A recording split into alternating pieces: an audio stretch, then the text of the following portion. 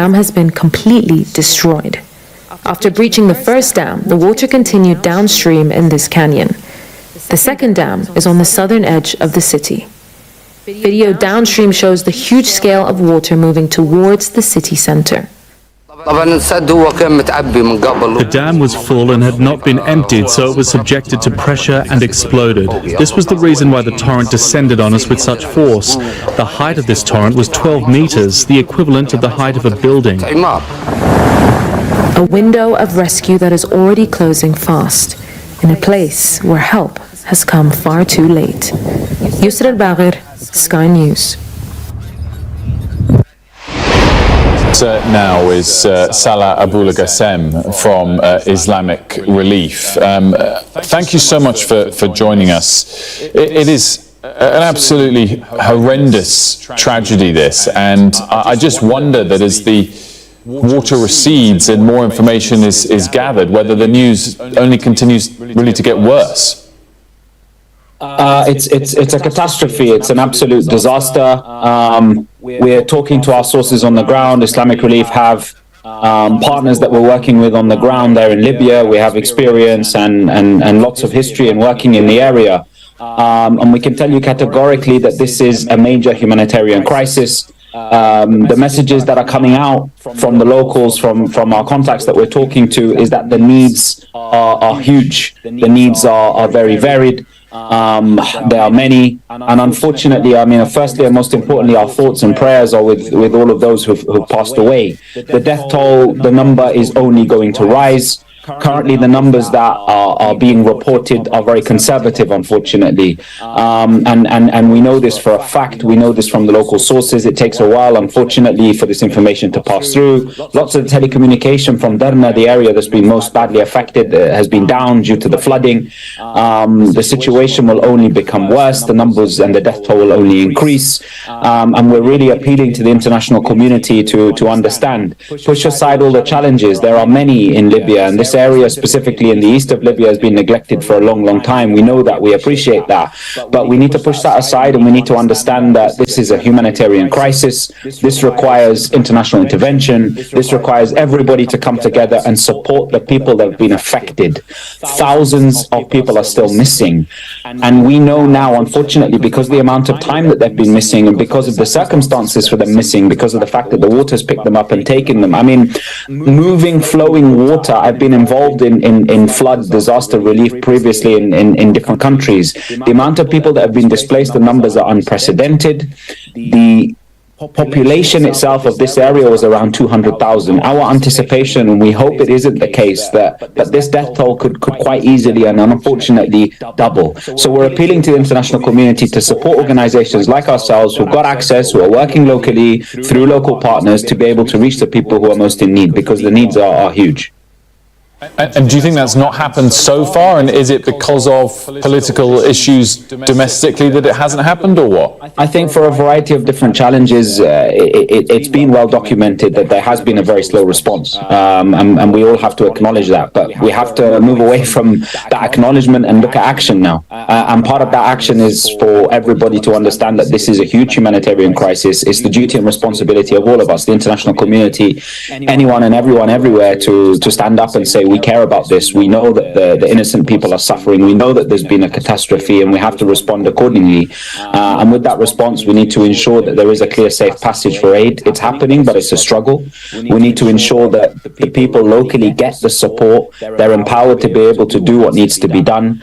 The search and rescue teams need to be given the space, need to be given the facilities, need to be given the resources.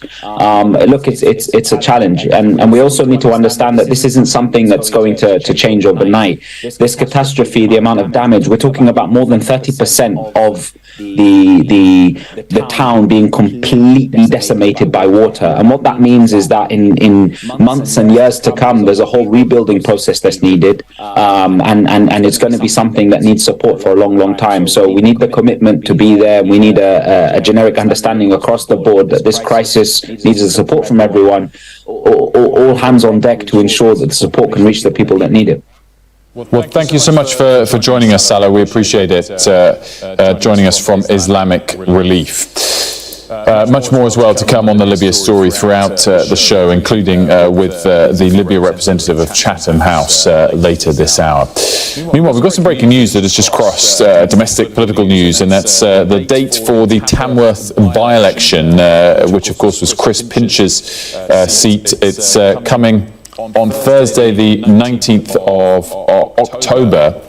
And that is therefore also the same date as the Mid-Beds by-election that was previously Nadine Dorries' seat. So it does now mean there'll be two by-election dates in total. There's one coming earlier in the month for Margaret Ferrier's seat, the SNP member who was ousted for breaking lockdown rules. It was possible a few weeks back that there would be three separate by-election dates for the government to face. It will now be two individual ones, Thursday, 19th of October, and I believe 2 weeks before that for the Margaret Ferrier one in Scotland.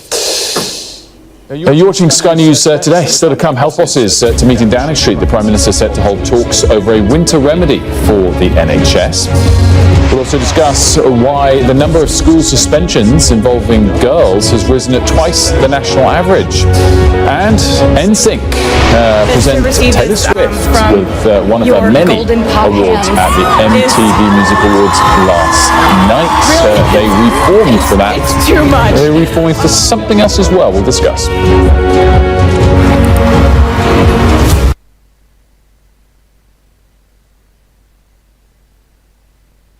And then, I guess about 10 years ago, I was offered a job as a communications consultant working with counterterrorism.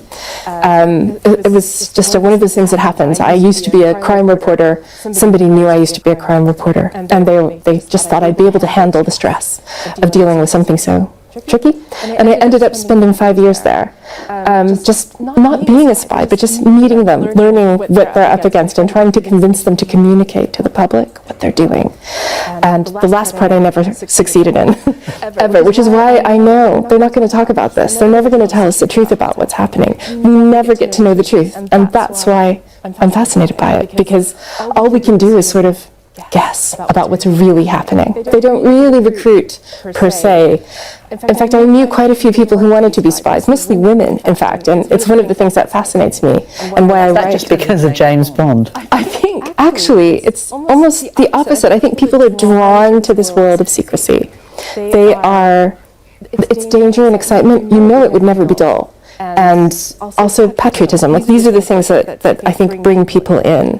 But it's not easy to do. These days, you have to kind of go to them, and you have to apply to them. And it's very tricky. Like, lots of people apply, very few are accepted. I could never do it. And I was fascinated by the spies I met, by the deception, by the need to lie fluidly, to be comfortable living a life that is not your own, to lie even to those you love the most. That part I simply could not do, and I find it fascinating, this personality type that would be drawn to that. And I knew people who were good people who just saw this as an attraction rather than something that I see it as a really, that would be just so difficult. The Prime Minister and the Health Secretary are to meet NHS bosses in Downing Street later for talks about getting the health service through the winter. A record number of people are on waiting lists, and the threat of ongoing strike action means further disruption is expected for patients as the cold weather hits. Our political correspondent, Mari Aurora, joins us from Westminster. And Mari, I guess this year of all years, it's not necessarily just the winter that's going to bring pressure and crisis to the NHS. Exactly, Wilfred, and that's the real issue, isn't it? Is that the NHS is already really in crisis to start with before we even get into winter. We know that things like COVID, there's a new strain of COVID that is a slight concern, flu, other cold viruses always kind of ramp up in the winter and cause the NHS to sometimes struggle.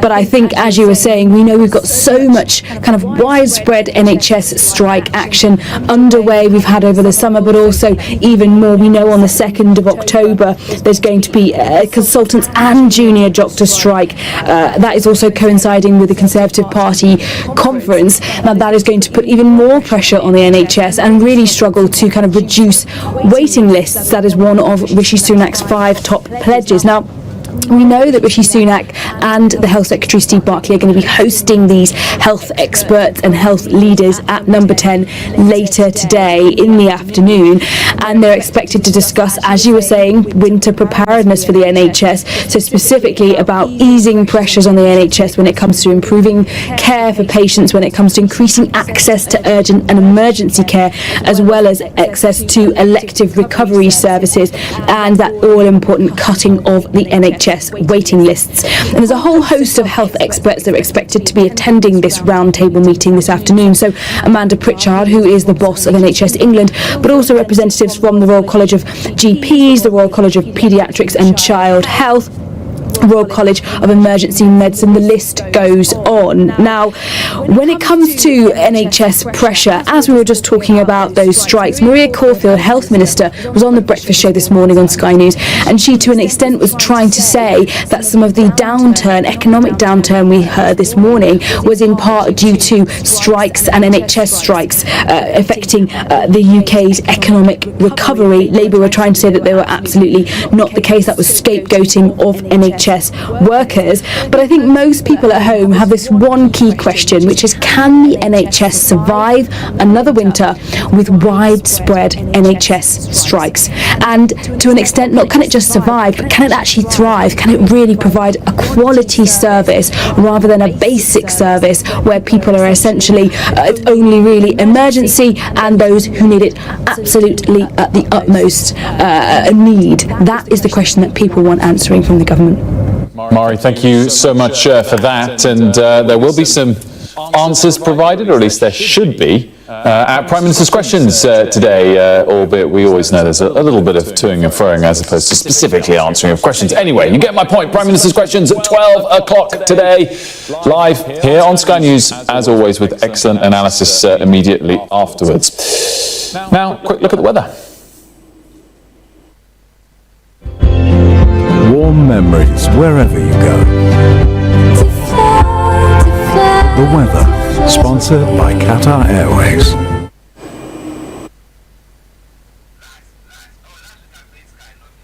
Most places can expect temperatures around the seasonal average today, but a strengthening wind in the northwest will make it feel chilly there.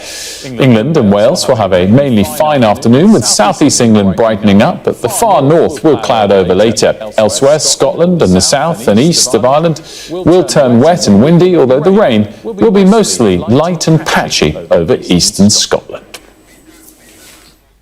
The weather, sponsored by Qatar Airways.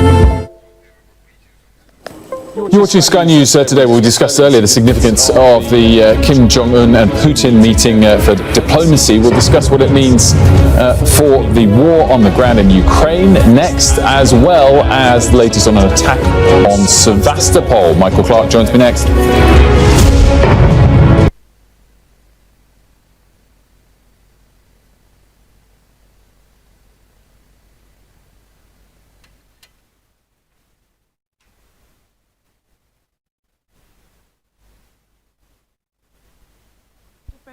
SendWave. SendWave is a money transfer app that is used by people all over the world to send money to their loved ones in Africa.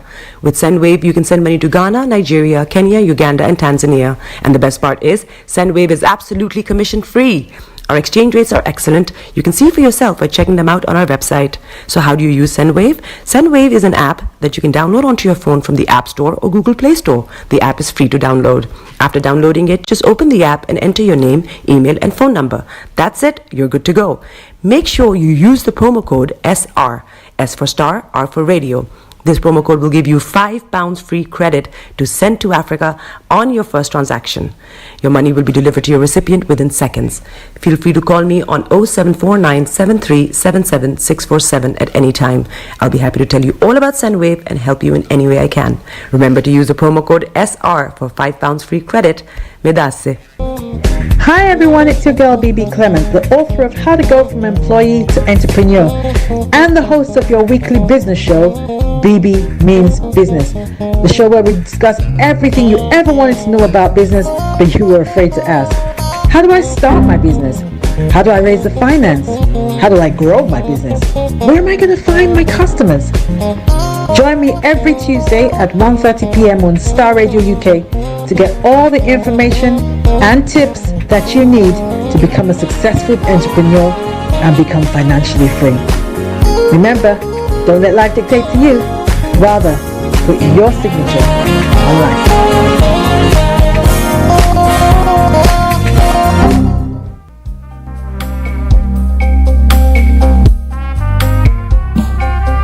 Are you looking for the fastest, reliable, and trustworthy door-to-door shipment company? Well, look no further. When was the last time your family received a shipment back in Ghana on time and in time? You are not sure? Well, Lamb Shippers, we pride ourselves with being the fastest, reliable, and trustworthy shippers you can use. You are assured of a prompt pickup anywhere in the UK by our personnel. They also make sure your items are well packaged to get to its destination in time. When it comes to door-to-door shipment, look no further. Well, Lamb Shippers, contact us on 07939009321 or 07498911820. Or you can visit our website www.welllamp.co.uk. You can also drop us a mail, info@welllamp@gmail.com. Well Lamp Shippers, fast, reliable, and trustworthy.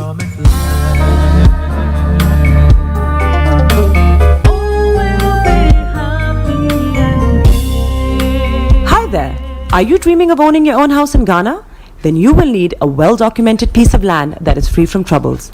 I highly recommend My Africa Property for any size of land that you will need. With My Africa Property, lands are available in Pram, Sopoli, Tohenia, Ogome, Dodova, Winneba, and many other locations at affordable prices.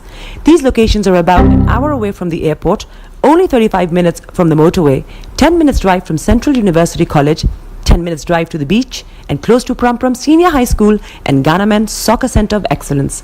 For more details, visit our website www.myafricaproperty.com or call our UK office on 0208 123 2523. For our US and Canada offices, call us on +1 585 184 994145. You can also email us at ghana@myafricaproperty.com. Tune in to On Point here on Starr Radio UK with Empress Regina every Monday at 5 p.m. GMT. Looking forward to your company. Check me out. He tells me my energy is making him tired. Yes! How do you get the energy to do that? I've been told that I have a lot of energy, but my goodness, I think today I have met my match, people. I have met my match, Miss Suzanne. Wow, amazing. One of the things that's the start of the darkness. The of darkness. So what did that? Myself and the world will adjust. And 2019. Forget the proverbial boardroom. Join me, Simone Frazier, on The CEO, the program that gives you the driving seat over your life. Every Tuesday, 8 p.m. only on Starr Radio.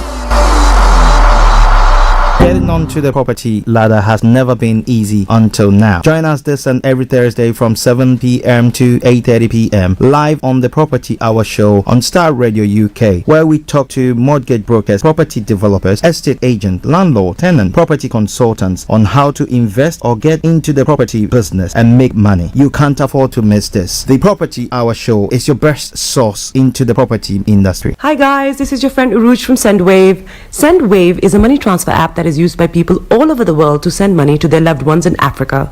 With SendWave, you can send money to Ghana, Nigeria, Kenya, Uganda, and Tanzania. And the best part is, SendWave is absolutely commission free. Our exchange rates are excellent. You can see for yourself by checking them out on our website. So how do you use SendWave? SendWave is an app that you can download onto your phone from the App Store or Google Play Store. The app is free to download. After downloading it, just open the app and enter your name, email, and phone number. That's it. You're good to go. Make sure you use the promo code SR. S for Star, R for Radio. This promo code will give you £5 free credit to send to Africa on your first transaction. Your money will be delivered to your recipient within seconds. Feel free to call me on 0749 7377 647 at any time. I'll be happy to tell you all about SendWave and help you in any way I can. Remember to use the promo code SR for £5 free credit. Medasse. Hi everyone, it's your girl BB Clement, the author of How to Go from Employee to Entrepreneur and the host of your weekly business show, BB Means Business, the show where we discuss everything you ever wanted to know about business but you were afraid to ask. How do I start my business? How do I raise the finance? How do I grow my business? Where am I going to find my customers? Join me every Tuesday at 1:30 p.m. on Starr Radio UK to get all the information and tips that you need to become a successful entrepreneur and become financially free. Remember, don't let life dictate to you. Rather, put your signature on life.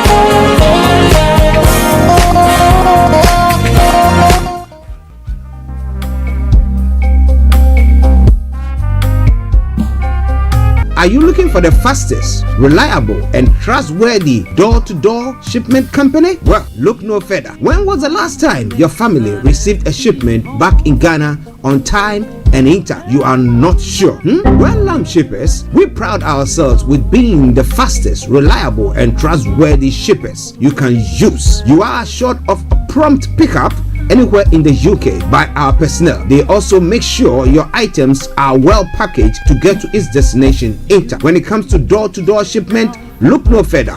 Well, Lamb Shippers, contact us on 07939009321 or 07498911820. Or you can visit our website www.welllamp.co.uk. You can also drop us a mail, info@welllamp@gmail.com. Well Lamp Shippers, fast, reliable, and trustworthy.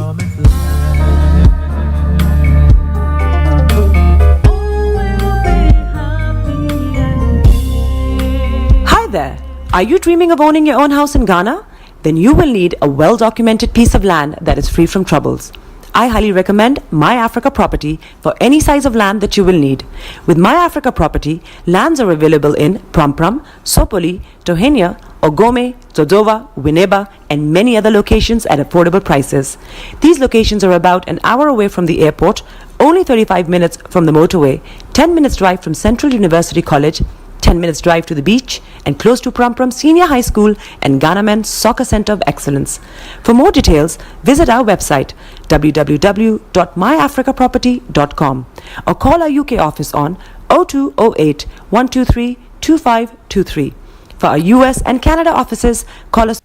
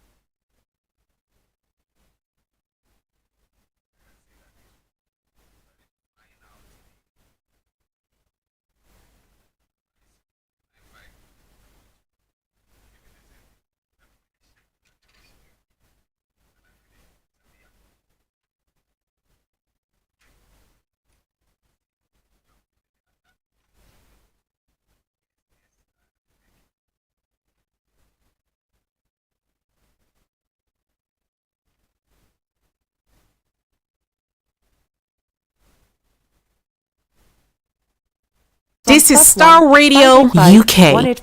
184-994145. You can also email us at ghana@myafricaproperty.com. Tune in to On Point here on Starr Radio UK with Empress Regina every Monday at 5 p.m. GMT. Looking forward to your company.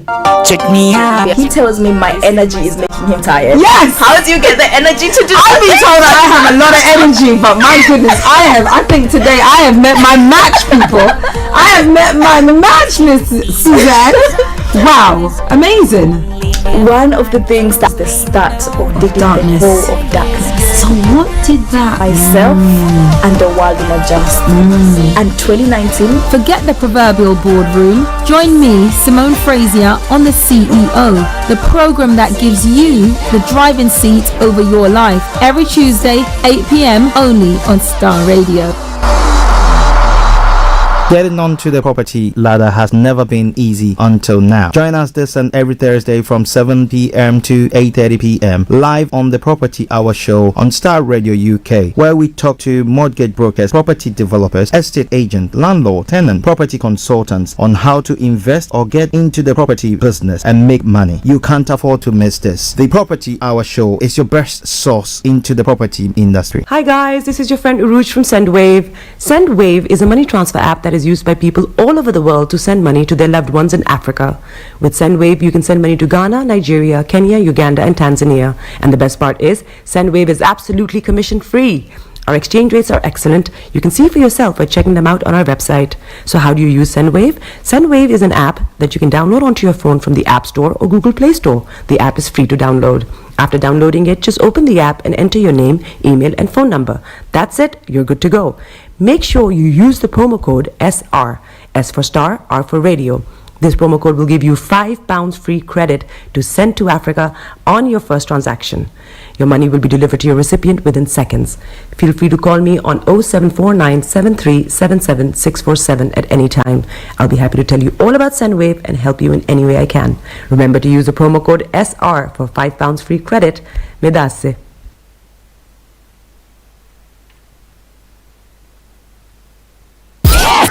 The best radio show. Broadcasting worldwide, online 24/7.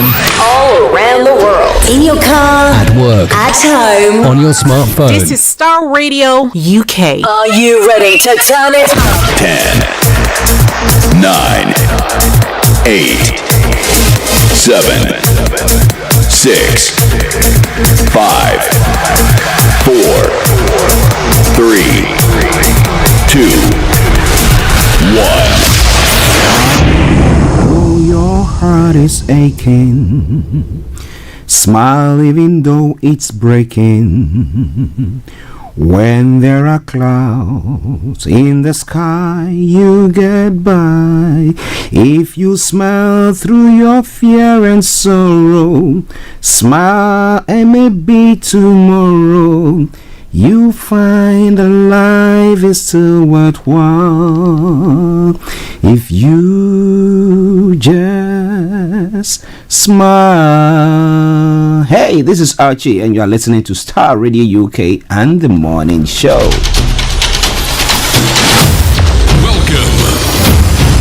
This is Starr Radio. This is UK. Starr Radio UK. This is Starr Radio.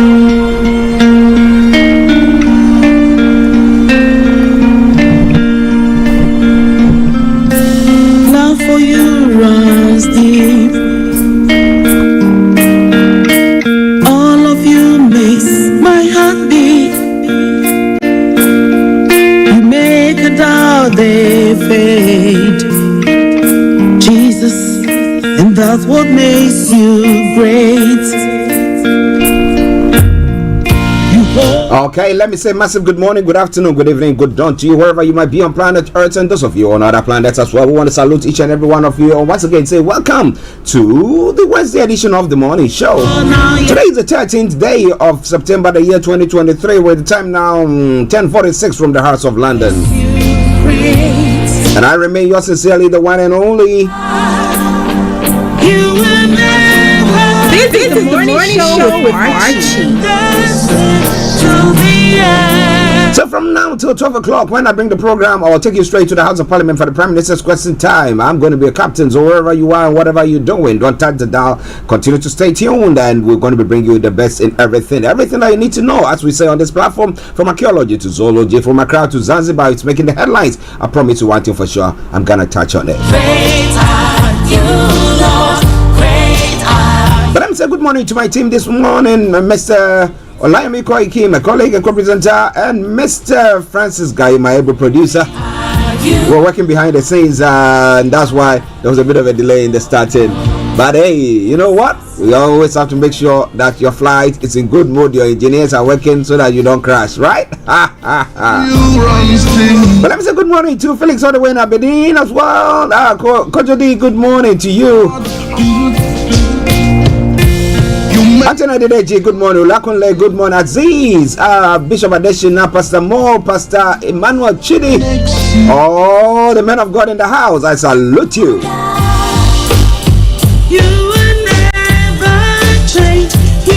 Shamsuddin, good morning to you. And to all you wonderful people who have tuned in this morning to listen to us, I salute you. So share the broadcast with your friends and loved ones and invite them to like our pages as well. But let's crack on. I'm going to bring you the quote for the day. The weather forecast will follow suit, then the travel update. From there, we'll move on to look at some of the stories making the rounds across the globe. And then we'll be having Mr. Olayomi Koiki joining us at 11 o'clock to bring you updates from Nigeria. We then continue from dance, and then at 11:30, open the lines for you to add your voice to the discussions. At 12 o'clock, we will be taking you straight to the House of Parliament for the Prime Minister's question time. So wherever you are, stay tuned. Don't touch the dial. Stay glued to your sets, and let us take this journey not to the unknown, but to the known, because we got all the information that you need for yourself and for myself as well. So the quote for the day says, when you are not ready for something, it can destroy you if it comes prematurely. And that is true. That is true. That is true. Therefore, preparation is one of the things that I always advocate for, that people should prepare themselves before whatever happens. Okay, dokie do. Now cracking on. Of late, the weather has changed a bit for us, and I think that last night my sleep was much better than I've seen for some time now. That this area of cloud, the area of cloud will gradually lift and break during early afternoon, revealing some sunny spells later, but it's going to be fresher conditions than of late. Now there are going to be variable cloud and clear spells this evening. Skies clearing overnight as the cloud pushes eastwards. More moderate winds later in the night as well. Top temperature 21 degrees, the lowest 13 degrees. UV level moderate pollution low. Sunset 19:21 and sunrise for tomorrow morning 06:32 hours. That brings us to the end of the weather forecast. Well, that's on. Let me take you straight to the travel updates as well. Starr Radio UK, your favorite African and Caribbean radio station in London.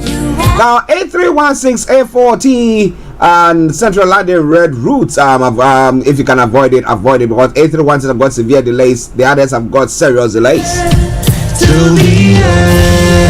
On the underground this morning, apart from the Piccadilly line, that's got severe delays. Okay, it's not giving the details, but there are severe delays there. All the others are running a good service. DLR, London Tramlink, London Overground, good service there.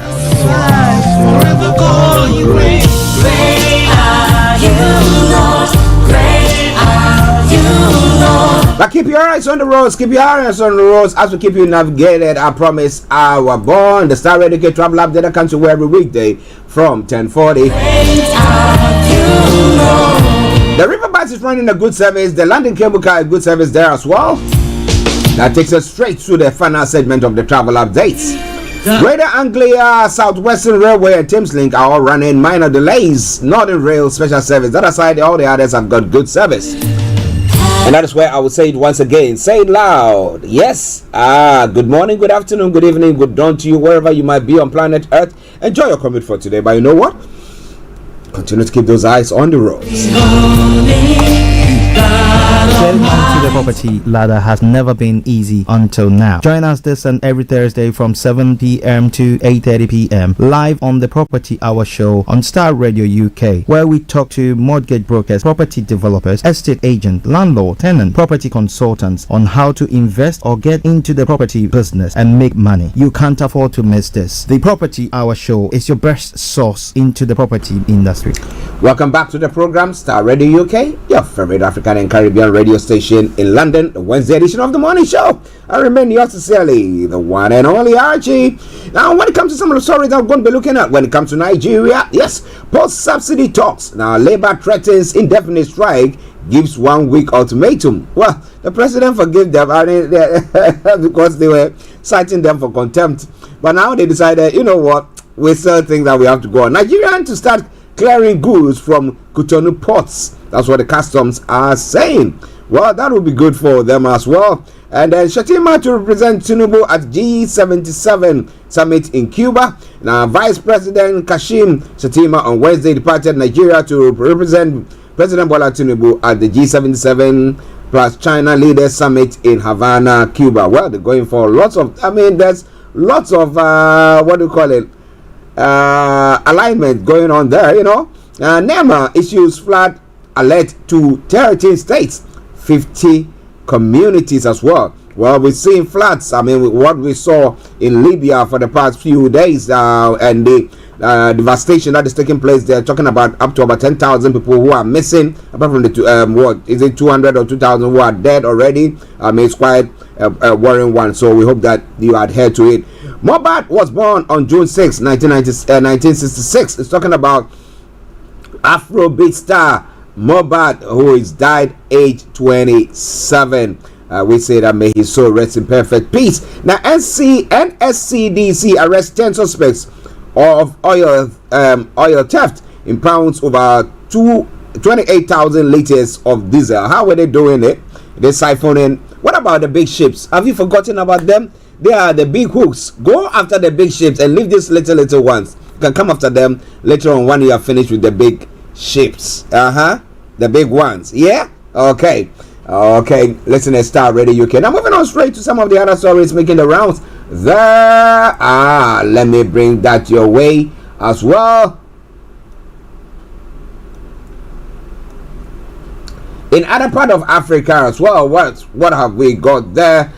Sudan, UN human rights chief renew plea for talks respect of international legal obligation. But as whether they're going to be doing that or not, we're not very, very sure of all that. But they are all happening like no man's business. A city of innovators fashion exhibition showcases London's rebel designer. We'll tell you more about him. Who is he? Well. Listen, let's Star Radio UK, your favorite African and Caribbean radio station in London. The EU Commission defends its migration partnership with Algeria. What is going to happen there? We'll tell you more about that. Now, moving on to some other countries as well. This time around in Ghana, NDC appeals to ECOWAS to call Jane Mercer to order. Well, if the courts that have put place someone has actually taken a legal case against them to stop them from doing their limited registration, but they decided to go on. Now she has to be cited for contempt, but we don't know. But the NDC is rather calling on the ECOWAS to say that call them to order, because I know what they are doing. So because yesterday during the is it the Liga or the land? I was going to say London Bar, the Ghana Bar Association, whatever meeting or whatever summit that they were having in Cape Coast. Now we had Professor Lumumba, who went to say that he celebrates the coup d'etat that has happened in some part of Africa. Okay, so now the NDC is saying that, you know what caused that of Gabon? Election. What caused that of Mali? Was Mali? Yes, elections as well. So what is going to happen? You better call the person to order, or if something happens, don't come tomorrow and come and say, hey, we are placing sanctions or whatever. But we'll see what happens. Attack on Tamale Court. User calls for risk allowance for staff. It's all coming your way. And Kandapa to appear before committee on Wednesday. The committee probing the alleged the leaked tapes alleging the admonishing for the sacking or the dismissal of the IGP. Abashade Rachel, good morning. Say health is wealth. Thank God for another beautiful day. My sister, I'd say thank you very much. It is very, very true. Listen to Starr Radio UK, your favorite African and Caribbean radio station in London. Okay, now moving on to other parts of the world as well. It's the Wednesday morning show, and therefore the fourth position will start from a place of being pressed with time. So now Kim heads home after Putin toasts North Korea's friendship. Well. North Korea leader begins the long train ride to Pyongyang after a summit at Russia Cosmodrome. Well, we'll tell you more about what was discussed there. Well, I never thought that Russia would just for how many they say that they've lost all their missiles, so they need some more weapons and stuff like that. So what have they been stockpiling all this? Why is it long range missiles and stuff like that? Okay.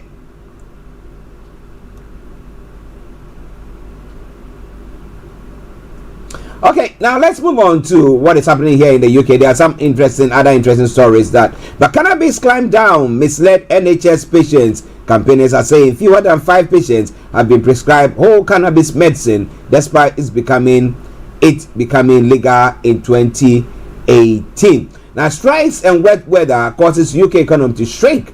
Now, official figures show the UK economy contracted by 0.5% in July, more than economists predicted. Now, British soldier charged with murder in Canada. That's a serious one. And Theresa May, my Brexit deal would have been better. Well, who knows? Maybe we should bring it back. Okay, fears voters' ID could disrupt general election. Cash-strapped councils may not be able to afford extra staff at polling stations, a survey has suggested. Well, it is Starr Radio UK. It is your favorite African and Caribbean radio station in London. We're going to be taking a break, and once we come back, we'll be having Miss Olayomi Koiki joining in to bring you updates from Nigeria. This is Kofi Boham. It says, write your names off all the talkatives.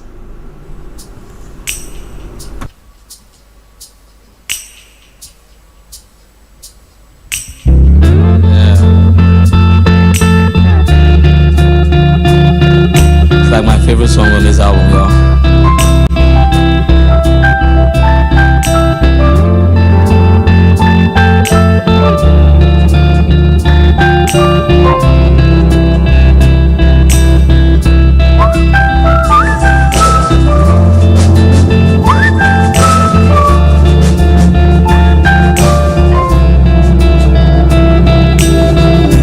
It's no secret in our world. People like to talk the things they know and the ones they don't. They will spread lies and rumors just to be known. So why are you wasting your time like this? Hearing those things. This is Starr Radio UK. Give no attention, give no thoughts. Cause people talk, but they'll never help you walk.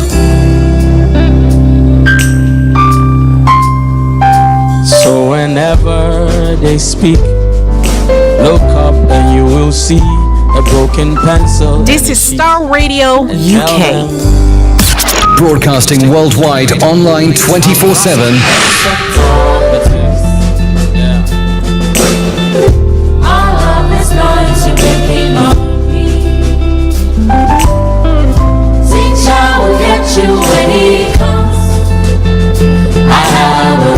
No time to waste. No time to waste. I'm writing names of talkers. I'm writing names of talkers. 1, 2, 3, 4, 5, 6, 7, 8, all of 9. this noise you're making on me. Teacher, let the money come. Teacher will get you when he comes. I have a race. No time to waste. No time to waste.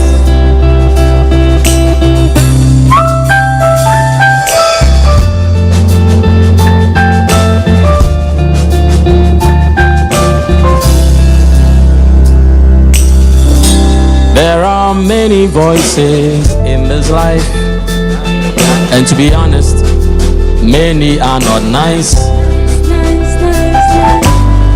So don't hear something and pick a knife, 'cause most of these things are nothing but lies. Teachers said be careful how you hear, 'cause there are talkatives here, they are everywhere. So silence the voices in your head and give no attention to your fears. I'm writing names of talkatives. All of this noise you're making on me. Teacher will get you when he comes. As for me, I have a race. No time to waste. No time to waste. I'm writing names of talkatives. I'm writing names of talkatives. 1, 2, 3, 4, 5, 6, 7, 8, 9, 10, 11, 12, 14, 15, 16, 17, 18, 19, 20. Get you when he comes. I have a race. Yeah. No time to waste. Can we talk? Yeah. Can we talk? Yeah. Call him, say talkative. Do you know any? Talkative. Yeah. Have you met Starr any? Radio. This is Starr Radio UK. Broadcasting worldwide, online 24/7. Yeah. Some friends are, some family members, some landlords are. I said your exes are, your exes are. Have you known any? Move away far from opinions are, bloggers, social media, old friends, some doctors report are. Oh yes, I'm writing names of talkatives as I did say. Yes, sir. From Kofi Boham. But it's all coming away from Starr Radio UK, your favorite African and Caribbean radio station in London. Bringing the time now to exactement 4 minutes past the top of the hour. You are very quiet. Open me up, Dodo. This is Starr Radio UK. At 4 minutes past 11, it is my singular honor to once again welcome my brother and co-presenter, Mr. Olayomi Koiki from our North London studios. Are you the one they said you did? It looks like your image is frozen. Are you there or you are gone? I think he's gone.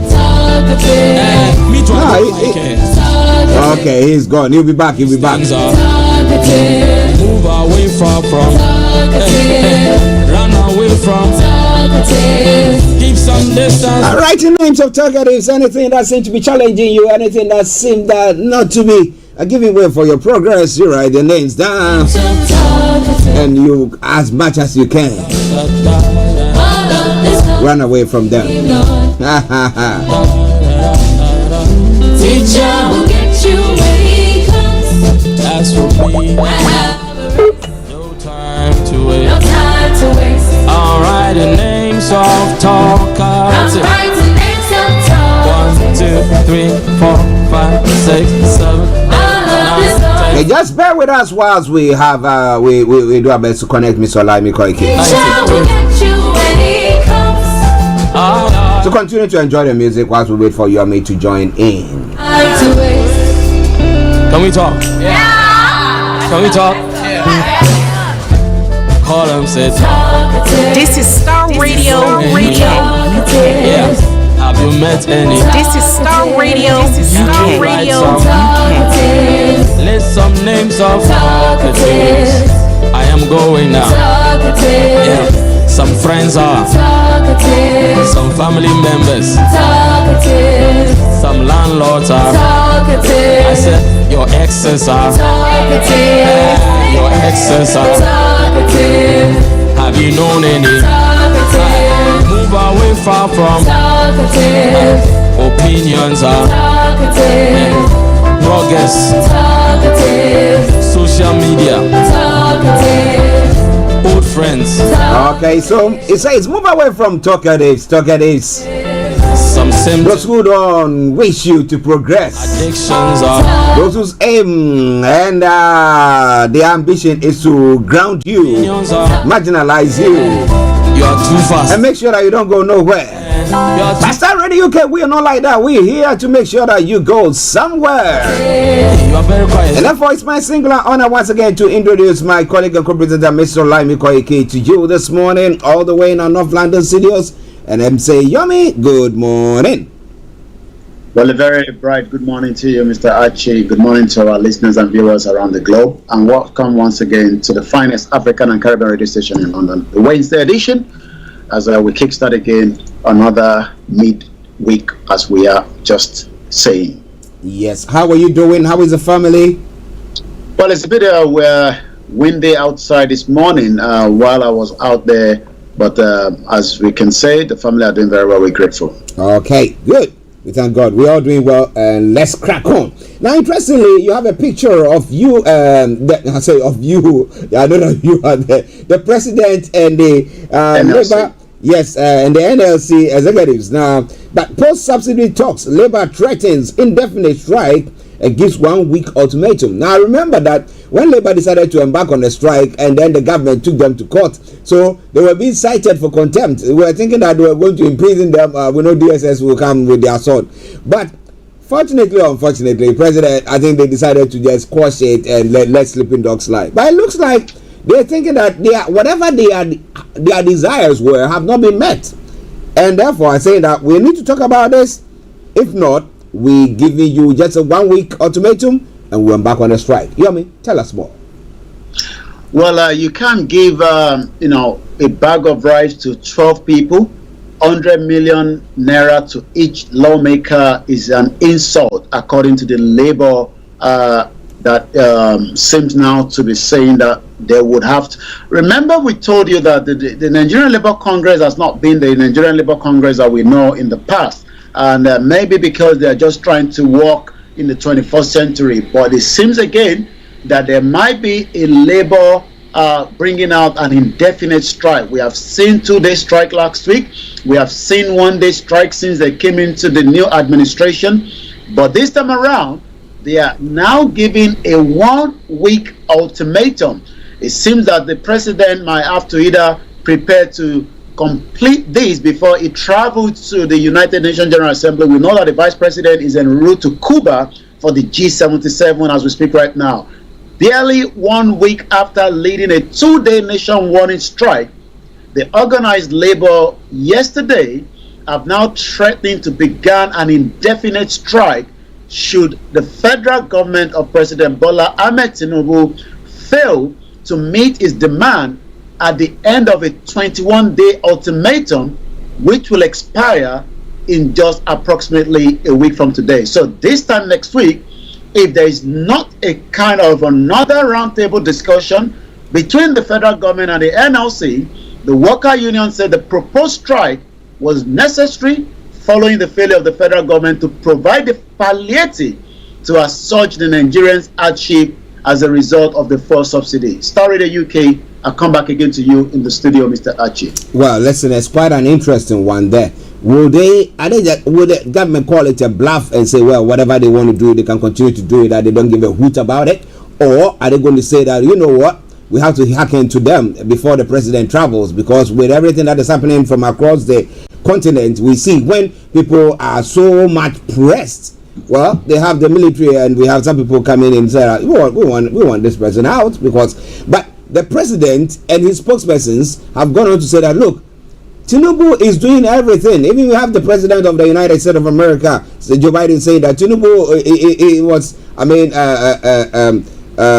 giving a thumbs up to Tinubu for all the good work that he's doing pertaining to putting things together to get them what they want. But do you think the government will call it a bluff, or are they ready to meet with them, Yomi?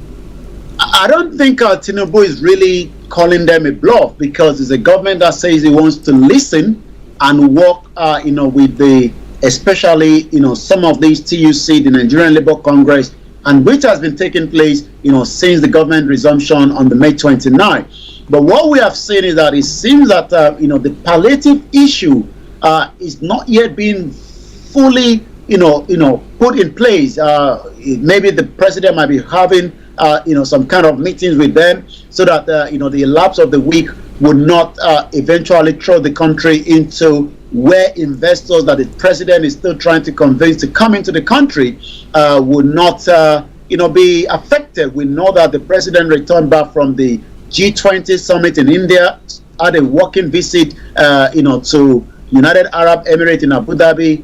But it seems as we speak right now, the Nigerian Labour Congress said industrial action, which may commence any day from next week, will lead to not just 2 days around, it will be an indefinite shutdown of commercial and economic activities across the country. And this was put together by the National Assistant General Secretary of the NLC, Mr. Christopher Onyeka, who says that the federal government was wrong to share a bag of rice to a dozen citizens while reportedly giving 100 million naira palliative to each member of the National Assembly. Well, in the animal kingdom, some animals are equal to than others. So that's what seems to be what is happening there. But listeners, it's Starr Radio UK. Now let's come to one of the issues that is making the rounds. Quite interesting one. Nigerians to start clearing goods from Cotonou ports. That's what the customs are saying. Why can't Nigeria actually run in all customs port and get goods through? Why are they going to make people? Because I know that Cotonou and Benin, what do you call it, and Togo, the ports there, they have free ports. But I don't think Nigeria has got a free port. So what exactly is going? Why are they saying that that's going to happen? Well, yes, you're quite right. The headline coming this morning: Nigerians to start clearing goods from Cotonou port is coming from the Nigerian Customs. The acting controller general of the Nigerian Customs Service, Adewale Adeniyi, spoke yesterday and is now announced that the Nigerian importers will soon be able to clear their goods from the port in Cotonou in Benin Republic. Like you said, there has been a very good cordial relationship. The Nigerians, especially those in the southwest, believe that Cotonou is the number 37 state of Nigeria, just like Niger is it to the northern part. He actually disclosed this yesterday in a 2-day walking visit by the Director General and some of the senior officials of the Custom Services of Benin Republic. So what does that really mean, for the layman? I mean, if I'm going to be sending my goods, from London to Nigeria, can I literally send it to Cotonou? Maybe that is the best option. The custom personnel from the both countries have now entered a lot of various agreements during this 2-day meeting in order to boost trade, relation between Nigeria and Benin Republic, as well as curb smuggling. While he was now responding to question, Adewale, we are building confidence in the system offered by the Republic of Benin. Remember that we've seen, President Bola Tinubu, prior before the Niger, when ECOWAS, had to bring in some measures, for the coup junta. But we saw that Bola Tinubu, the president, traveled to the Benin Republic, while also we've seen President Patrice Talon visiting Nigeria. Maybe these were part of some of the discussion behind closed doors to be able to bring out the best out of the two countries. What has always happened is that within the borderline, it has always been tense, especially as many Nigerians want to bring in certain products from Benin Republic that are contraband in the country. Goods like rice and likewise some other stuff as well. But for a very long time, more than 2 years, we saw the former President Buhari had a very, very bad relationship with Benin Republic by closing the borders while the borders in the north were operating. Well, listeners, it's quite an interesting one. Somebody was trying to ask the question, was he trying to sabotage the economy of the southwest? Was that the ploy of the former president? But, well, he's no more there, and therefore we just leave him to be. It's all coming away from Starr Radio UK. Mr. Olayomi, Koiki in our North London studios. I'm Archie here in the South Studios. It's a Wednesday edition of the morning show. Now, NEMA is issuing flood alert to 13 states and 50 communities. Now, is it something that normally happens in Nigeria, where we have serious floods? Because looking at what is happening now, like what has happened in Libya and other European countries, the floods and the quantum of destruction that has taken place, it is worrying if they are just saying, giving that warning, and we don't have the necessary accoutrement to make sure that, look, if people are leaving this particular place, moving to higher grounds, which higher grounds do we have? Have they got tents? Have they got things that will help them to be able to survive there? Or are they all now going to rush to Lagos? Where and which are the communities as well? Yomi. Well, flood is, like you said, our condolences go to those in Libya. We have a lot of Africans that are living there, as many as Nigerians that are also part of those Africans as well. But flood is a disaster that needs to be worked on based on infrastructure as well. But sometimes, some of these events happen and unfold very quickly. Yes, you're quite right. Nigeria is also risk to flooding, especially when some of the dams in the neighboring border are open, and that literally flood some of the places. We've seen that happen continuously, and there is now warning, especially as we are now being told by the NIHSA, the Nigerian Hydrological Service Agency. Just about some 14 days ago, there's been some warning. Those warnings are now coming back as well. You talked about moving to the lower ground and what are going to be the emergency services to prevent such when this occur. We saw many lives, especially those in the agriculture sector. There was a lot of destruction, but the Nigerian Hydrological Service Agency has now issued serious warning about a likelihood of more flooding across the country in 2023. The agency is prediction indicated that almost 178 local government areas in 32 states, including the Federal Capital Territory, were higher in danger of the severe flooding. The organization recorded that when it released the 2023 annual flood outlook. This came out some few days ago. Which area and which state? Remember that Nigeria has 774 local governments. So which part of the state should we tell those in that area to prepare just in case? Because we do not want to see the headline, just as we're seeing it in Libya, where maybe they were not told in advance, and it seems that many people were caught out while they were in bed, and over 10,000 people have died in that particular current situation. We are looking at Bayelsa State, Cross River State, Delta, Edo, Lagos State, Ogun State, Ondo State, and River State were particularly to a coastal flooding. In addition, some of the major cities like Abuja, Lagos, Ibadan, Port Harcourt were expected to experience flash and urban flood as well. Star Radio UK, I'll come back again to you in the studio, Mr. Archie. Well, listeners, it is Star Radio UK, your favorite African and Caribbean radio station in London. 19 minutes past the top of the hour. Let me pick this one up and then I'll go back to Yomi for him to bring you all the other stories making the rounds. Now, NSCDC has arrested 10 suspected oil thieves is the other story that is making the rounds this morning, and impounds over 28,000 liters of diesel. And I listened to it and I laughed about it. Shemeyu Adeyemi, let me say good morning to you. Thank you very much for joining us as well. I salute you. I salute you. We are doing well, but thank God we are also doing well. Now, the issue is there are people who bring ships and they load it with crude oil, they take it away. And that has caused the country lots, billions. Now, we don't seem to be concerned about that. We're talking about somebody 28 liters, 28,000 liters of it. Well, somebody will say that one is also part of it. But Yomi, what are they saying, and why are they going over after the small fishes when there are big fishes that they could go after?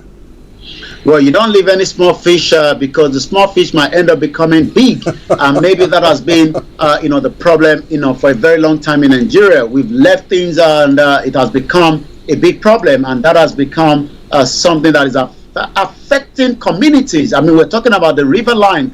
When there is this kind of, oil bunkering, remember that there's also damage to the community. This was what the late Ken Saro-Wiwa was fighting for until it was, hanged to death by the former Sani Abacha. The NSDC, like you said they've now arrested 10 people suspected to be oil theft, and has also taken about 28,000 liters of the diesel. This is the Nigerian Security Civil Defense Corps in Rivers State.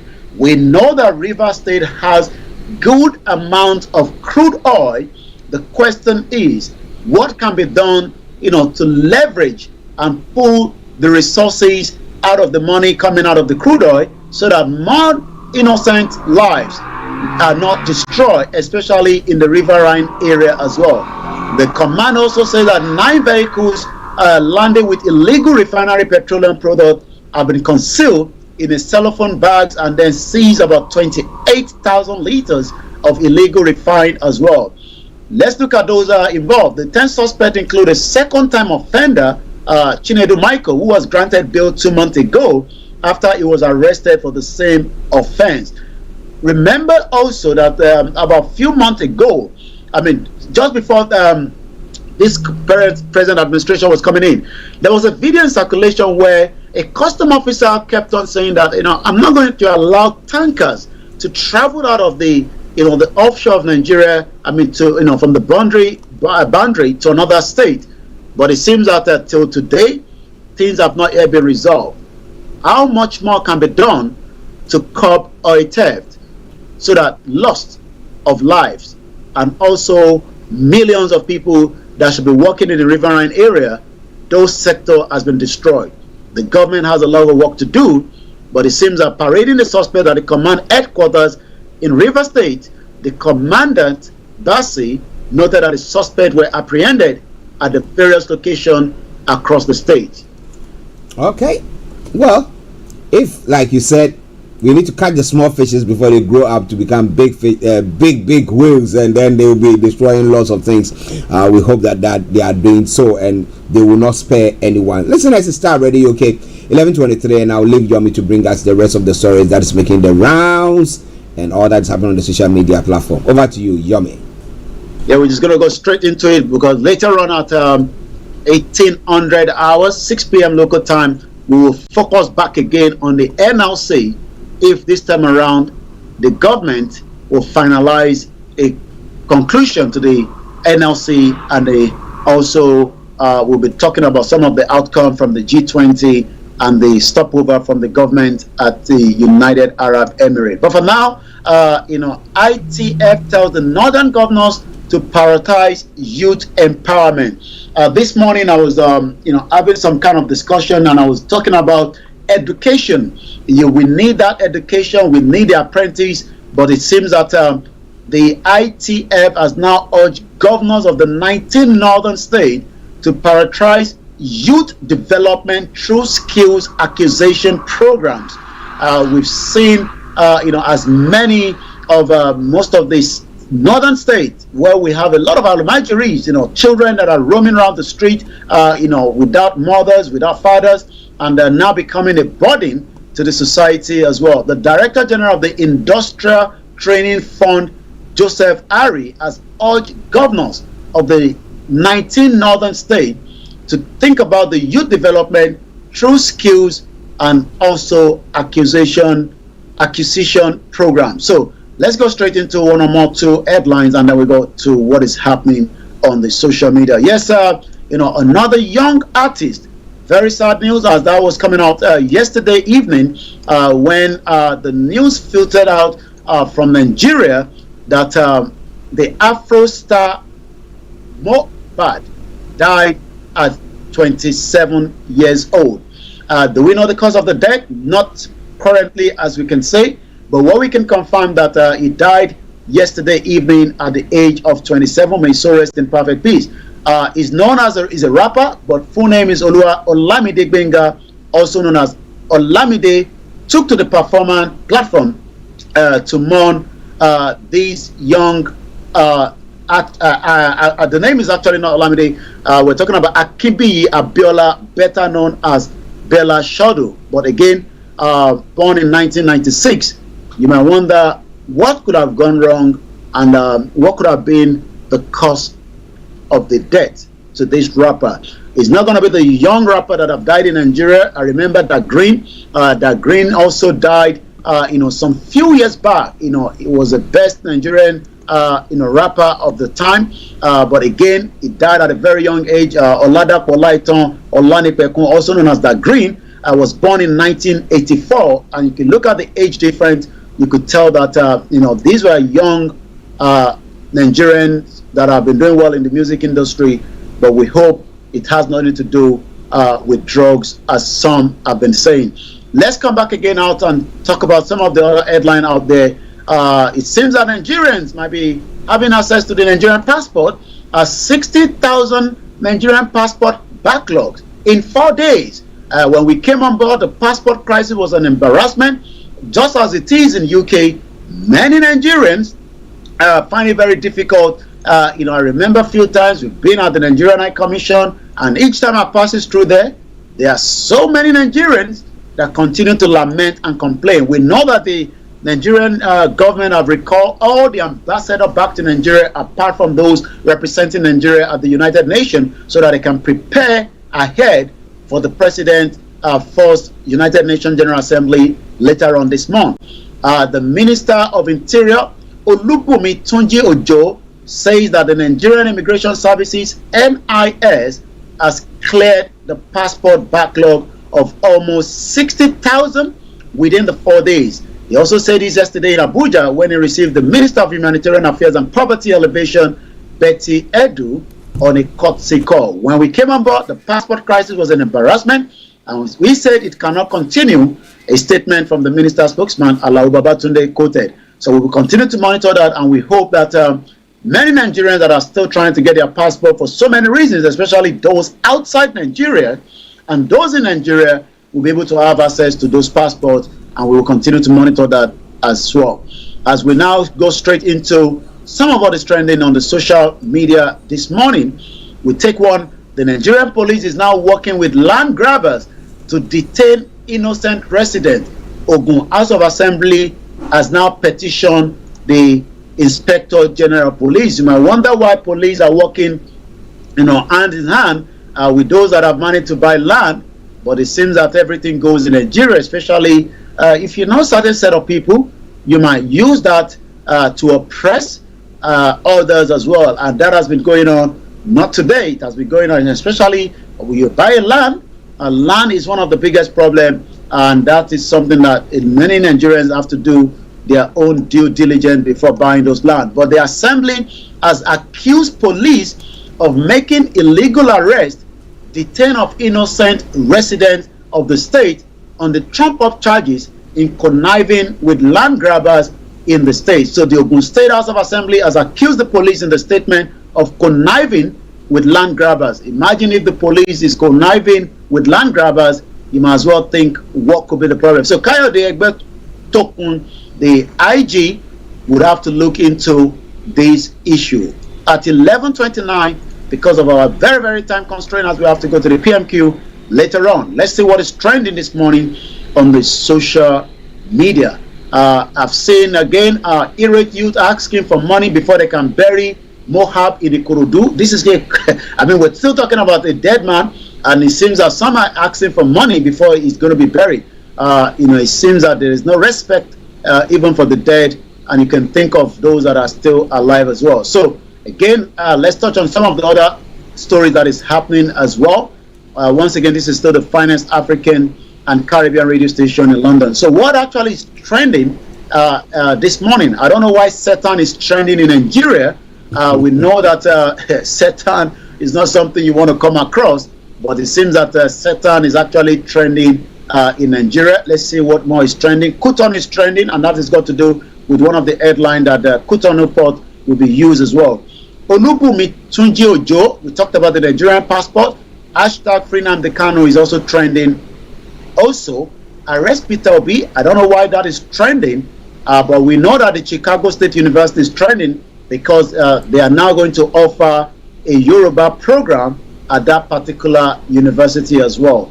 Later on in the evening, there will be more time. There's going to be more room to have a lot of discussion surrounding the lot of things going on in Nigeria, especially the outcome of the G20. What does that mean for Nigeria? The outcome of the UAE, and most importantly, the NLC indefinite strike that might start from next week. Star Radio UK, I'll come back now again to you in the studio. Well, listeners, Mr. Olayomi Koiki, yes, he's brought you everything that you need to know. But you know what? If you want to know more and be able to also add a voice to the discussions, well, this evening exactly at 18 hours BST or 6 p.m. local time or GMT +1. Yes, that will be 6. Those of you in other parts of the world, yes, join Mr. Olayomi Koiki for him to bring you the Niger voices. Yomi, before you go. Well, see you just in about 6 hours from now. But for now, Archie takes us through the rest of the program to the PMQ, as there's a lot going on in UK, especially when it comes to the drugs like cannabis and other that are harmful to neighborhoods, and likewise as some of the drugs that have become very harmful to the citizens here as well. So Archie will take you through that, and we look forward to listening to the PMQ, which is Sunak, after his first trip as the first Indian heritage Prime Minister, also from India. Star Radio UK, the finest African and Caribbean radio station in London. Have a very good morning, Mr. Archie. Good morning, and we'll catch up later. Well, listeners, that has been Mr. Olayomi Koiki bringing you updates from Nigeria. It is Star Radio UK. It is your favorite African and Caribbean radio station in London. Okay, now let's take a quick break, and once we come back, I'll bring you all the other stories making the round this morning here in the UK and other parts of the world as well. Hi guys, this is your friend Uruj from SendWave. SendWave is a money transfer app that is used by people all over the world to send money to their loved ones in Africa. With SendWave, you can send money to Ghana, Nigeria, Kenya, Uganda, and Tanzania. And the best part is, SendWave is absolutely commission free. Our exchange rates are excellent. You can see for yourself by checking them out on our website. So how do you use SendWave? SendWave is an app that you can download onto your phone from the App Store or Google Play Store. The app is free to download. After downloading it, just open the app and enter your name, email, and phone number. That's it. You're good to go. Make sure you use the promo code SR. S for star, R for radio. This promo code will give you £5 free credit to send to Africa on your first transaction. Your money will be delivered to your recipient within seconds. Feel free to call me on 0749 7377 647 at any time. I'll be happy to tell you all about SendWave and help you in any way I can. Remember to use the promo code SR for £5 free credit. Medasse. Hi everyone, it's your girl BB Clement, the author of How to Go From Employee to Entrepreneur and the host of your weekly business show, BB Means Business, the show where we discuss everything you ever wanted to know about business but you were afraid to ask. How do I start my business? How do I raise the finance? How do I grow my business? Where am I going to find my customers? Join me every Tuesday at 1:30 p.m. on Star Radio UK to get all the information and tips that you need to become a successful entrepreneur and become financially free. Remember, don't let life dictate to you. Rather, put your signature on life. Everywhere you go, Afrobeat reggae dancer taking over. Everywhere you go, Afrobeat reggae dancer taking over. Yo, what's up, people? This is a boy Raskin Bobo One. Tune in every day, every night at the Star Radio UK with the big man them Archie. When I say Orta, you say fire. Welcome back to the program. It is Star Radio UK. It is your favorite African and Caribbean radio station in London, bringing the time now to 11:35 from the hearts of London. So wherever you are, share the broadcast with your friends and loved ones and invite them to like our pages as well. And there are lots of other programs that runs on this platform, and we want to invite you to be part of each and every one of them. When they come your way, you will love them. You will love them because it's all tailor measured to meet your needs. Okay, now let's move on straight on to some of the other stories making the rounds in other parts of the world. Since we are pressed with time, as I do say on Wednesdays, the fourth position, we are pressed with time. UNESCO removes Uganda King's tomb from endangered heritage lists. Now on Tuesday, UNESCO removed the Kasubu site, home to the tombs of the rulers of Buganda, the traditional kingdom of southern Uganda. Why? It says located in the hills above the capital Kampala, this complex of circular buildings made of wood, reeds, and thatched roofs has been listed as World Heritage Site by the United Nations Educational, Scientific and Cultural Organization since 2001. Now, in March 2010, a fire largely destroyed the main building known as Muzibu Azala Mpanga, housing the tombs of 4 Kabakas, of Buganda, that's kings of Buganda, the country's first customary kingdom. The reconstruction program, carried out with the help of the international funding, was successfully completed in the summer of 2023, allowing the site to return to its desired states of conservation, said the World Heritage Committee meeting in Riyadh until September 25. Now, this reconstruction is a collective success, that of the Ugandan authorities, of the Uganda heritage professionals, but also of the local communities who were at the heart of the process, congratulated UNESCO Director General Audrey Azoulay, quoted in a press release. This is excellent news for the entire international community at a time when we have made it priority for World Heritage to give more space to African sites, she added. Half of the sites on the list of World Heritage in danger are located on the continent, at the continent of Africa. The former palace of the Kabakas, built in 1882 and converted into a royal burial ground in 1884, is an outstanding example of the architectural style developed by the powerful kingdom of Buganda from the 13th century onwards, according to UNESCO. The fire in 2010 caused a stir among the Buganda subjects of the Buganda kings and of the Uganda main ethnic groups. But you look at it and it's quite an interesting picture. I don't know how you manage to get in, whether you have to bow or whatever you have to do. It's like a pyramid, but this one's got thatch as the roof, and then they say it was built with wood. Well, I bet you they need to get some water around it, because if this one is touched by fire, it will be nowhere to be seen in the next 5 minutes. But well, listen, it's Starr Radio, okay? Maybe they get some sprinklers. What about that? Now, Niger, to return to Niamey of Hama Amadou, fierce opponent of Bazoum. Now, former Prime Minister Hama Amadou, a fierce opponent of President Mohamed Bazoum, overthrown by coup at the end of July, returned to Niamey after more than 2 years spent in France. AFP learned yesterday from his entourage. Mr. Hama Amadou is here. He arrived in Niamey around 1:30 a.m. From Paris, where he had gone for treatment for more than 2 years. Abdul Rafa, one of his relatives, confirmed. Now, other members of Mr. Amadou's entourage had announced his return on social network. Before his departure for France in April 2021, Mr. Amadou was in preventive detention for a month in prison in Filingue, a town located 200 kilometers west of Niamey. He has been accused of being one of those responsible for the unrest following the proclamation of the results of the presidential election of February 21, 2021, won by Mohamed Bazoum, runner-up to outgoing President Mahamadou Issoufou. Well. Now, the court granted him 2 weeks authorization in April 2021 to receive treatment in a Parisian hospital, and he has not returned to Niger since. Why should he? Now that Bazoum has been overthrown, yeah, he said, I'm back. But is he going to be incarcerated again, or is he going to be left to go to his home? Well. It is Starr Radio UK. It is your favorite African and Caribbean radio station in London. Now, Central African Republic President Todera meets Macron in France. One of the stories making the rounds, but let me bring you this latter one, and then we'll move on to Ghana to have a quick look at one of the other stories and move on. After recent deadly attacks in northern Mali, some people in Bamako say the government should consider restarting or increasing dialogue with armed groups.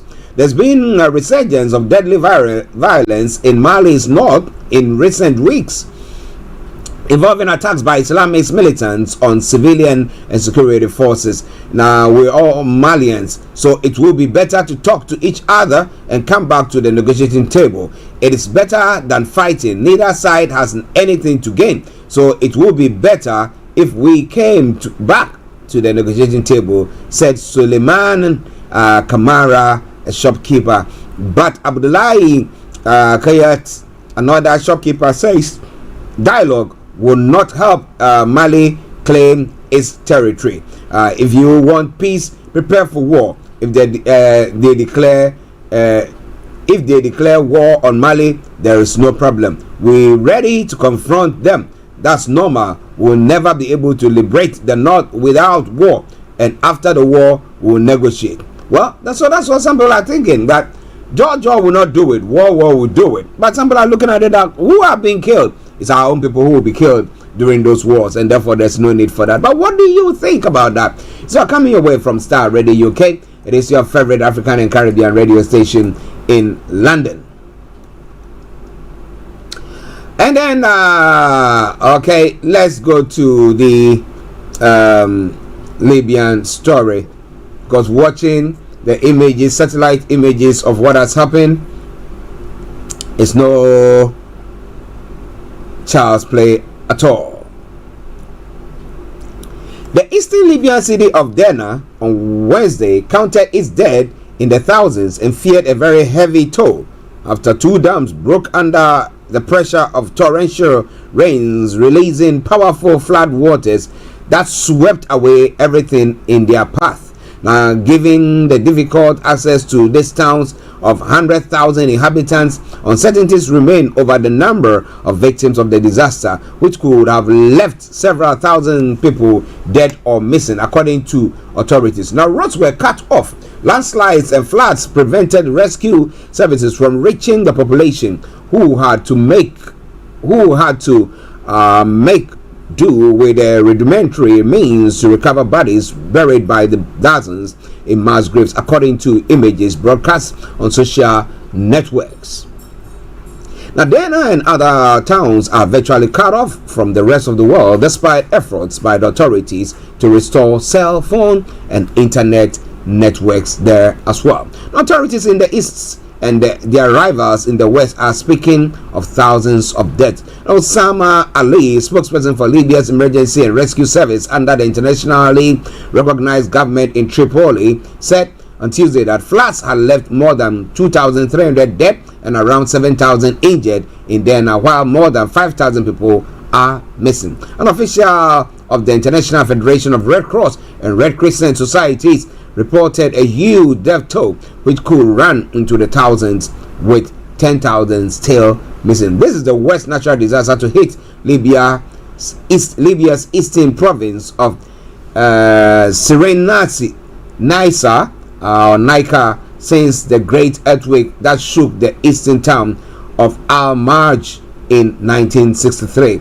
On Sunday afternoon, Storm Daniel reached Libya's eastern coast, hitting the metropolis of Benghazi before heading eastwards towards the town of Jabal al-Aqada, northeast, such as Shahat, Sirin, Al-Marj, Al-Bayad, and Susa, Apollonia, but above all, Derna, the most devastated city. Well, our thoughts are with them, and we hope that the authorities are able to put things together to salvage whatever things that have gone on there. But let's quickly have a look at this one as well, and then, because we are already pressed with time. But the French President Emmanuel Macron has received Central African counterpart Faustin Achanga Ouattara on Wednesday against the backdrop of relaunching bilateral relations after what?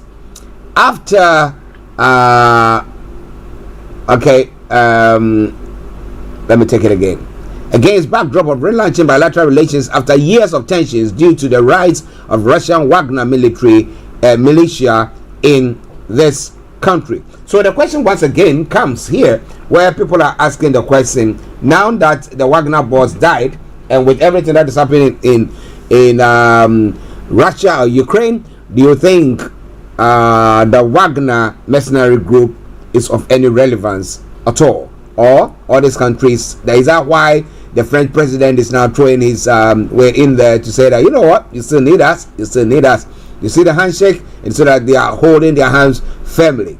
Well, The interview takes place in the context of resumption of dialogue and positive dynamics in bilateral relations, the LEs underlined on Tuesday. It will be an opportunity to discuss the situation in Central African Republic as well as regional issues under the French presidency. The President Todera spoke in favor of consolidation of relations with France while explaining that his partnership with Russia, marked by the controversial presence of Wagner militia in his country, was expected to continue. His detractors gave him the nickname President Wagner, from the name of the private Russian company whose hundreds of mercenaries landed in the Central African Republic in 2018 under the terms of a defense agreement signed with Russia. Well, so what is going to happen? At the end of 2020, Mr. Todera, threatened by a rebel offensive in Bangu, called on Moscow for help, and hundreds of other Russian mercenaries landed and quickly helped push the armed groups out of the most of the territories they controlled. The growing involvement of the Wagner Group in the Central African Republic led France to withdraw its last soldiers from the country at the end of 2022 against a backdrop of very degraded relations between Paris and Bangu. Now, the issue has been that, look, colonial masters, and we talk about all those things where they say your GDP, a percentage of it has to be kept with in France, and then as and when you need loans, you come and then what? They charge you. I mean, there are a lot of terms and references of they live in there. I mean, there are some of them when there is a contract, you have to consult the French first. They have the first right of and so they will either, if they decide we don't like it, then you can look elsewhere and give it. So they were virtually though they said we've taken our weight off you, but they had their foot on their necks pressing it down, and then so we see all sorts happening. But with everything that is going on, well, Todera says that I'm not going to let them go, though they're going to be there, because he remembers that they are the ones who actually helped him out. Listeners, it is Starr Radio UK. It is your favorite African and Caribbean radio station in London. Citizens decide who becomes president, not the police. That's what Dampare is saying, the IGP. Bishop Adesina, a massive good morning to you. The Inspector General of Police in Ghana, that is Dr. George Ekufu Dampare, has said it is unfounded to say the nation has the worst Inspector General of Police now. According to him, with teamwork and hard work enjoyed from his colleagues, the police has achieved a lot in reducing crime, among others.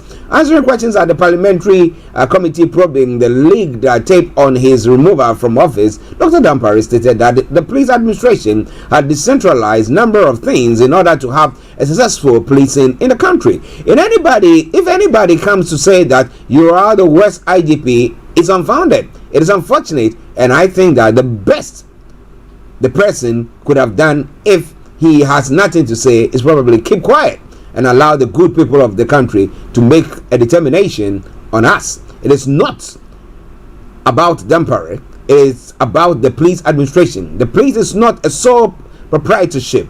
It is an institution with governance and management structures. Well, so that's what he said there. Kudos to you, my bishop. I hope that you are doing well. Regards to all the team in the RBS office, yes, in Lagos, Nigeria. I salute each and every one of you. Listen to Starr Radio UK. We are running out of time, so let's quickly go to other parts of the world. A couple of stories, then we can bring the program to a close there. Now, Ukraine launches missiles attack on Crimea again. This time around, 10 missiles and 3 unmanned boats were used to attack the home of Russia Black Sea Fleet. It says the attack caused large fire at Sevastopol shipyard, which left 24 people injured. Russia said Moscow installed Governor Mikhail Razahev claimed most of the weapons were intercepted by the 2 ships. That 2 ships have been damaged. Ukraine has strongly implied Western supplied cruise missiles were used. Now, a photo shared by Mr.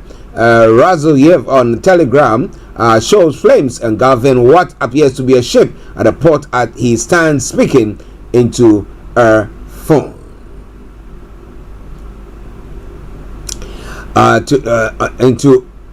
His phone. Okay, it is thought to be in an area where ships were undergoing repairs. Ukraine's military intelligence sources say large Russian amphibious landing ships and submarine boats thought to be in dry dock were damaged. If both were hit, that would make this one of Ukraine's most significant attacks so far on the Black Sea Fleet.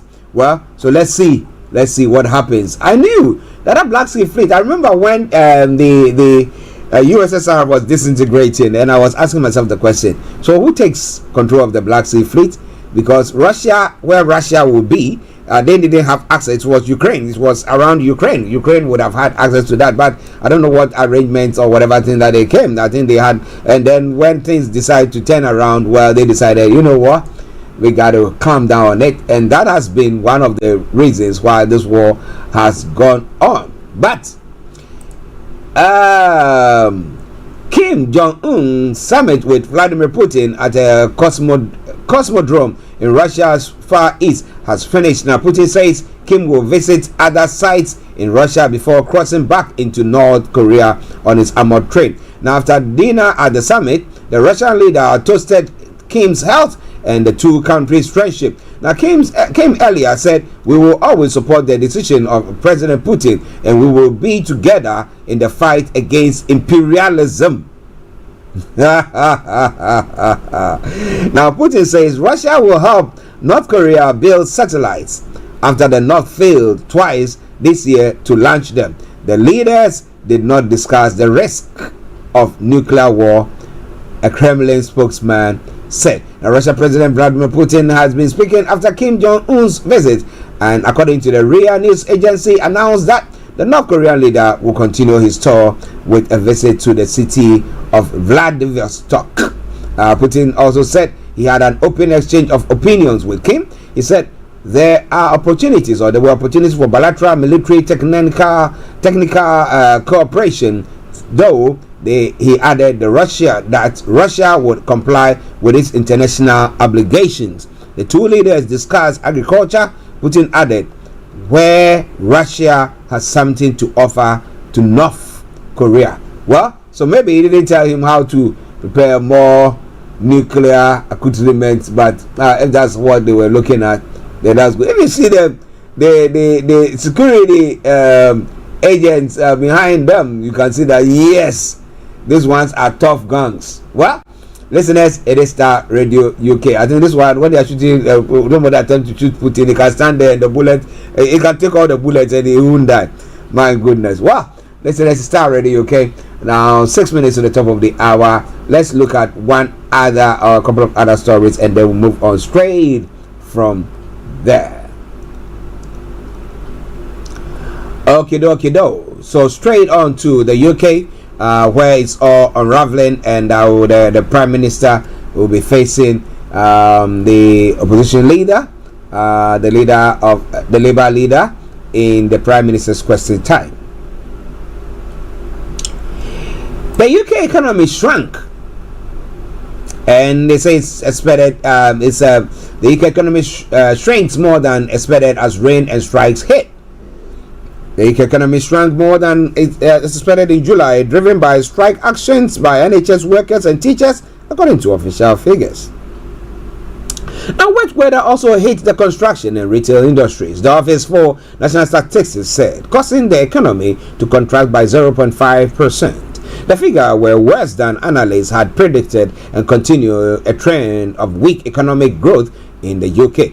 But the ONS said the broader picture for the country looked more positive. Darren Morgan, Director of Economic Statistics of the ONS, said while July saw the economy shrink, output across the services, production and construction sector grew by 0.2% in the 3 months to July. Now, he said a busy schedule of sporting events and increased theme parks visits have provided a slight boost to the economy. The drag on the economy for July was partly due to a fall in output from the service sector, which includes the NHS, The ONS said the drop was driven by the industrial action, with senior doctors and radiographers striking over pay on 2 days each, and junior doctors walking out in 5 days in the month. Wow. So Chancellor Jeremy Hunt said the latest economic figures showed many reasons to be confident about the future, and that the UK economy was now on course to grow faster than Germany, France, and Italy. Well, evidence should be in our pockets, not what he is professing, right? Somebody will say right there. It is Starr Radio UK. It is your favorite African and Caribbean radio station in London.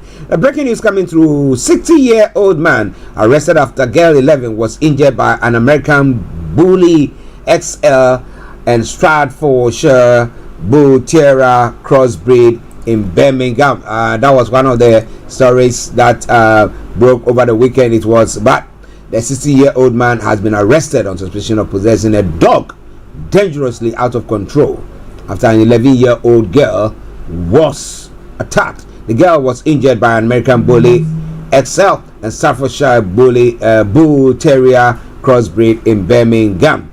Now, that is a breaking news that is coming through, so we'll bring you more as and when we have it. Now, the final story talks about the use of cannabis. Now, parents feel misled by ministers over medical cannabis pledge. A high-profile government clamped down that legalized a type of cannabis medicine on the NHS 5 years ago misled patients, campaigners have said. It was thought the law change would mean the unlicensed drug, which treats a range of conditions, could be freely prescribed by specialist doctors. But fewer than 5 NHS patients have been given the medicine, leaving others to either pay privately or miss out. The government says safety needs to be proven before a wider rollout. Legislation of whole cannabis medicine was hailed as a breakthrough for patients, giving either NHS or private specialist doctors the option to prescribe it if they believe their patients will benefit from it. Medical whole cannabis uses the entire cannabis plant, which includes the compound THC, the part which can make people feel higher. Well, so they're making the children feel higher there. But well, listeners, this is where I will bring the program to a close. Bringing you okay, let me see. My producer was prompting me on one other story, but let me see.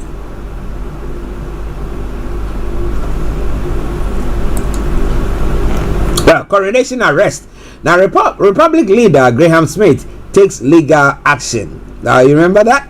A Republican protester detained on the day of the King Charles coronation is taking a legal action against the Metropolitan Police.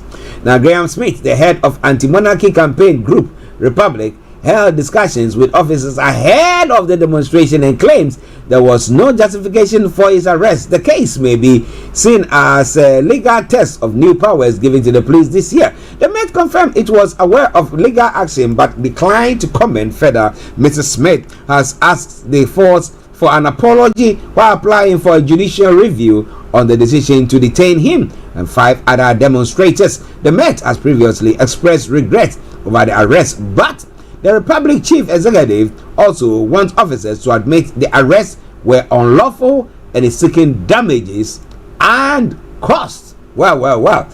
They prepared banners, they did all sorts. Now you stop them, the t-shirts that they wanted to wear and everything, you stop them. So well, they think that they'll take you to court, you pay for that. But well, listeners, this is where I bring the program to a close for today. But as Yomi said, well, this afternoon or this evening, exactly at 6 p.m., we're going to be having the program right on Niger Voices with Mr. Olayomi Koiki, and we're looking at some current issues, the aftermath of the G20 meeting, the aftermath of the president's visits to the UAE, and everything that is going on. Wow.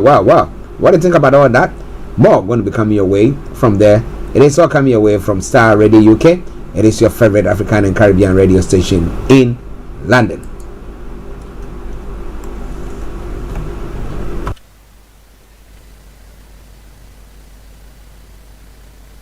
Minister.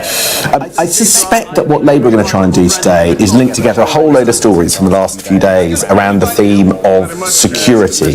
You had the prison break last week, thankfully, the Wandsworth inmate captured. You've got questions of whether Tory MPs, people wanting to be Tory MPs, were spies, some suggestions of some warnings from the spooks to senior Tory politicians over that. And I think Labour will try to draw this out and make a bigger focus on crime statistics, prison statistics, and draw a dotted line perhaps to funding. And I think that's the kind of thing that Keir Starmer will look to do today. At the moment, we're just in the final throes of Scottish questions before Keir Starmer takes to his feet. This week, obviously, TUC conference. Angela Rayner was up yesterday, so was Keir Starmer over the last couple of days. So already conferences are getting underway. But this will be the last moment that we can hear from Rishi Sunak before conference season properly starts in the next few days. Let's take a listen. Chris Law. Number one, Mr. Speaker. Prime Minister. Mr. Speaker, can I start by paying tribute to the Clerk of the House, Sir John Benger, and thank him for his many years of distinguished service. Mr. Speaker, this morning I had meetings with ministerial colleagues and others. In addition to my duties in this House, I shall have further such meetings later today. Chris Law. Mr. Speaker, the wealth of billionaires has skyrocketed over the past decade, whilst average working households in the UK have the lowest living standards since the 1950s. Whilst hard-working families are struggling to make ends meet, the wealthy are playing by a different set of rules, with reports even that members of the House of Lords are trying to exploit the non-dom status loophole to avoid paying their fair share. So does the Prime Minister agree that whether you're the wife of the most powerful man in the country or the host of The Apprentice, no billionaire should qualify for special tax treatment while my constituents face soaring levels of inequality and poverty? Well, Mr. Speaker, the facts tell a very different story to what the honourable gentleman said. He mentioned inequality. Inequality today is lower than it was in 2010. He mentioned the number of people in poverty, Mr. Speaker. Again, I'm pleased to say there are 1.7 million fewer people in poverty today than 2010, including many in Scotland. But Mr. Speaker, of course we understand that things are challenging right now with the cost of living, which is why we've put in place record support to help families, particularly with their energy bills, and particular for the most vulnerable in our society, with record amounts of cost of living payments going to millions across the country, including in Scotland, showing the power of the United Kingdom government. Mr. Speaker, thanks to this Conservative government, we have the opportunity to be the first country in the world to end new cases of HIV by 2030. And this is partially down to our world-leading opt-out HIV testing programme rolled out in very high prevalence areas. But to reach this goal and make this progress, we must roll out opt-out testing to other high prevalence areas like in the West Midlands, which includes my constituency of West Bromwich East. So will the Prime Minister commit to meeting with me and the incredible Terence Higgins Trust to hear more about the merits of opt-out testing? Prime Minister. Well, can I thank my honourable friend for raising this important issue, and indeed thank her for her work in this area. We remain absolutely committed to ending new HIV transmissions within England by 2030, and I'm pleased that she highlighted that the provisional data from NHS England indicates that the opt-out testing programme has been highly successful. DHSC is currently evaluating the impact of the programme with a view to deciding whether it should be expanded in additional areas, and I know ministers will keep her and the House updated. We now come to the Leader of the Opposition, Keir Starmer. Thank you, Mr. Speaker. Can I join the Prime Minister in his words about the Clerk of the House? Mr. Speaker, I pay tribute to the police who tracked down the escaped terror suspect from Wandsworth Prison last week. Despite being charged with terrorism, and despite being a flight risk, he was not held in a Category A prison. Why not? Prime Minister. Well, Mr. Speaker, I'd like to thank the police and their partners for their efforts to find and arrest Daniel Khalif. There is now an ongoing legal process that must be allowed to take its course. But I'd like to reassure the public that while these cases are extremely rare, the Justice Secretary has launched an internal investigation about how this could happen, as well as an independent investigation of the incident, so that we can learn the lessons from this case and make sure that it never happens again. Keir Starmer. The truth is they're presiding over mayhem in the criminal justice system. Only a few short months ago, Zara Alina's family said ministers had, and this is their words, blood on their hands after probation failures that led to her murder. So it beggars belief that we're back here once again. The Chief Inspector of Prisons said conditions in Wandsworth are so bad it should be shut down.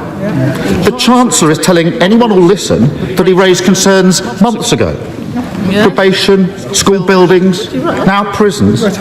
Why does the Prime Minister keep ignoring the warnings until it's too late? Mr. Speaker, the honourable gentleman with his background should know better that because of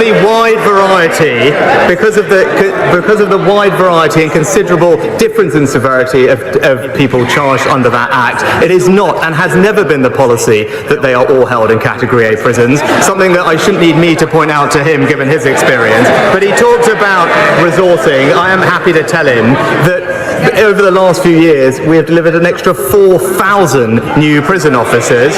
Staffing levels at Wandsworth in particular are up by 25% in the past 6 years. And because we're boosting prison pay, we're also improving retention and at the same time investing £100 million to improve prison security with new measures like X-ray body scanners. But if he wanted to have a truly honest debate about this, perhaps he'd acknowledge that prison escapes under the Labour government were almost 10 times higher than under the Conservative.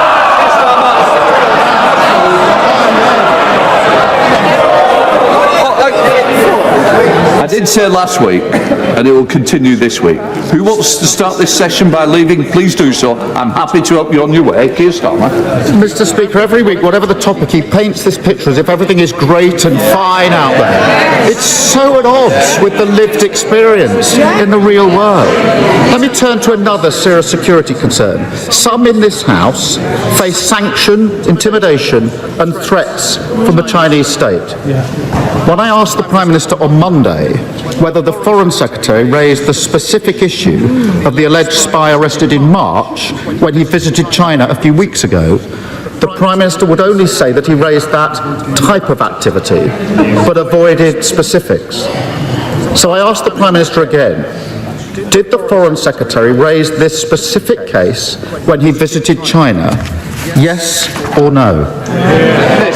Mr. Speaker, I'll refer to my previous answer where I said very clearly that the Foreign Secretary raised these issues with the Chinese Foreign Minister who he met, as did I when I had my meeting with Premier Li over the weekend. But when it comes to China, Mr. Speaker, this government has put in place the most robust policy that has existed ever in our country's foreign policy. It is to protect our country for the values and the interests that we stand up for. It is to align our approach with our closest allies, including those in the G7 and the Five Eyes, and is to engage where it makes sense, either to advance our interests or, as I did at the weekend, to raise our very significant concerns. That is the right approach to China. It is one that is welcomed by each and every single one of our allies, and I'd be interested to know what he thinks that he would do differently.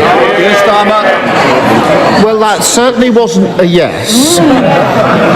And what he says now is totally at odds with the Parliament's Intelligence and Security Committee report of July this year. That set out that the government has no clear strategy when it comes to China, has failed to support the intelligence agencies, and is leaving the UK severely handicapped in managing our future security. This has been raised time and time again. But yet again, the Prime Minister fails to heed the warnings and is now desperately playing catch-up. So will he finally commit to the full audit of UK-China relations, which so many in this House have so long demanded? Well, Mr. Speaker, as always, the Leader of the Opposition is just playing catch-up and hasn't caught up with the reality of what's actually happening. He talks about the ISC report. Again, if he actually went through it, he would realise that it related to a period of investigations which was in 2019 and 2020. Since then, Mr. Speaker, we have launched a whole new integrated review refresh of our China strategy. It's published. we've put in place a range of new measures, including, for example, the National Security Protective Agency, which is staffed out of MI5, supporting businesses and organisations and being alert to the risk from cyber and from China. But if he wants to talk about foreign policy, Mr. Speaker, he should perhaps reflect on his own record, because this was the man who said he was 100% behind the former Labour leader, a person who wanted to abolish the army, scrap Trident and withdraw from NATO. It's clear what he did. He put his own political interests ahead of Britain's. Mr. Speaker, probation, prison, schools, China, yet again inaction man fails to heed the warning and then blames everyone else for the consequences. Mr. Speaker, on Sunday, the Home Secretary celebrated her first anniversary in post. That is, if you overlook the 6 days she missed when she was deemed a national security risk. In that year, 40,000 people have crossed the Channel on a small boat, and the taxpayer is now spending £6 million a day on hotel bills. He's failing to stop terrorists strolling out of prison, failing to guard Britain against hostile actors. He's completely failing to stop the boats. How can anyone trust him to protect the country? Well, Mr. Speaker, he talks about trust. He talks about action. Just today, this government is taking action to reform defective EU laws to unlock over 100,000 homes, boosting our economy, supporting jobs and ensuring that we can realise the aspirations of homeowners. Now, he talks about trust. He tried in this House to talk the talk on house building. But at the first sign of a cheap political hit, what did he do? He's caved in, Mr. Speaker. Rather than make the right long-term decisions for the country, he's taken the easy way out. It is typical of the principles-free, conviction-free type of leadership that he offers. Flip-flopping from being a builder to a blocker. Mr. Speaker, the British public can't trust a word he says. Mr. Speaker, every week he comes here protesting that nothing's his fault, trying to convince anyone who's still listening that everything is great. The truth is, the floor fell in for millions of families because of their economic mayhem. The classroom ceilings collapsed because he cut vital school budgets. And now the walls of our national security have been breached because they've ignored repeated warnings. No one voted for these shambles. No one voted for him. So how much more damage do the British public have to put up with before he finally finds the stomach to give them a say? Mr. Speaker, we are getting on for the British public. Just in the last week, announcing a new landmark deal for British scientists, attracting £600 million of new investment for our world-leading auto industry, and wages now rising at the fastest rate on record, Mr. Speaker. And where has he been this week? Locked away with Labour's union paymasters, promising to give them more power and scrap the laws that protect British families and their access to public services.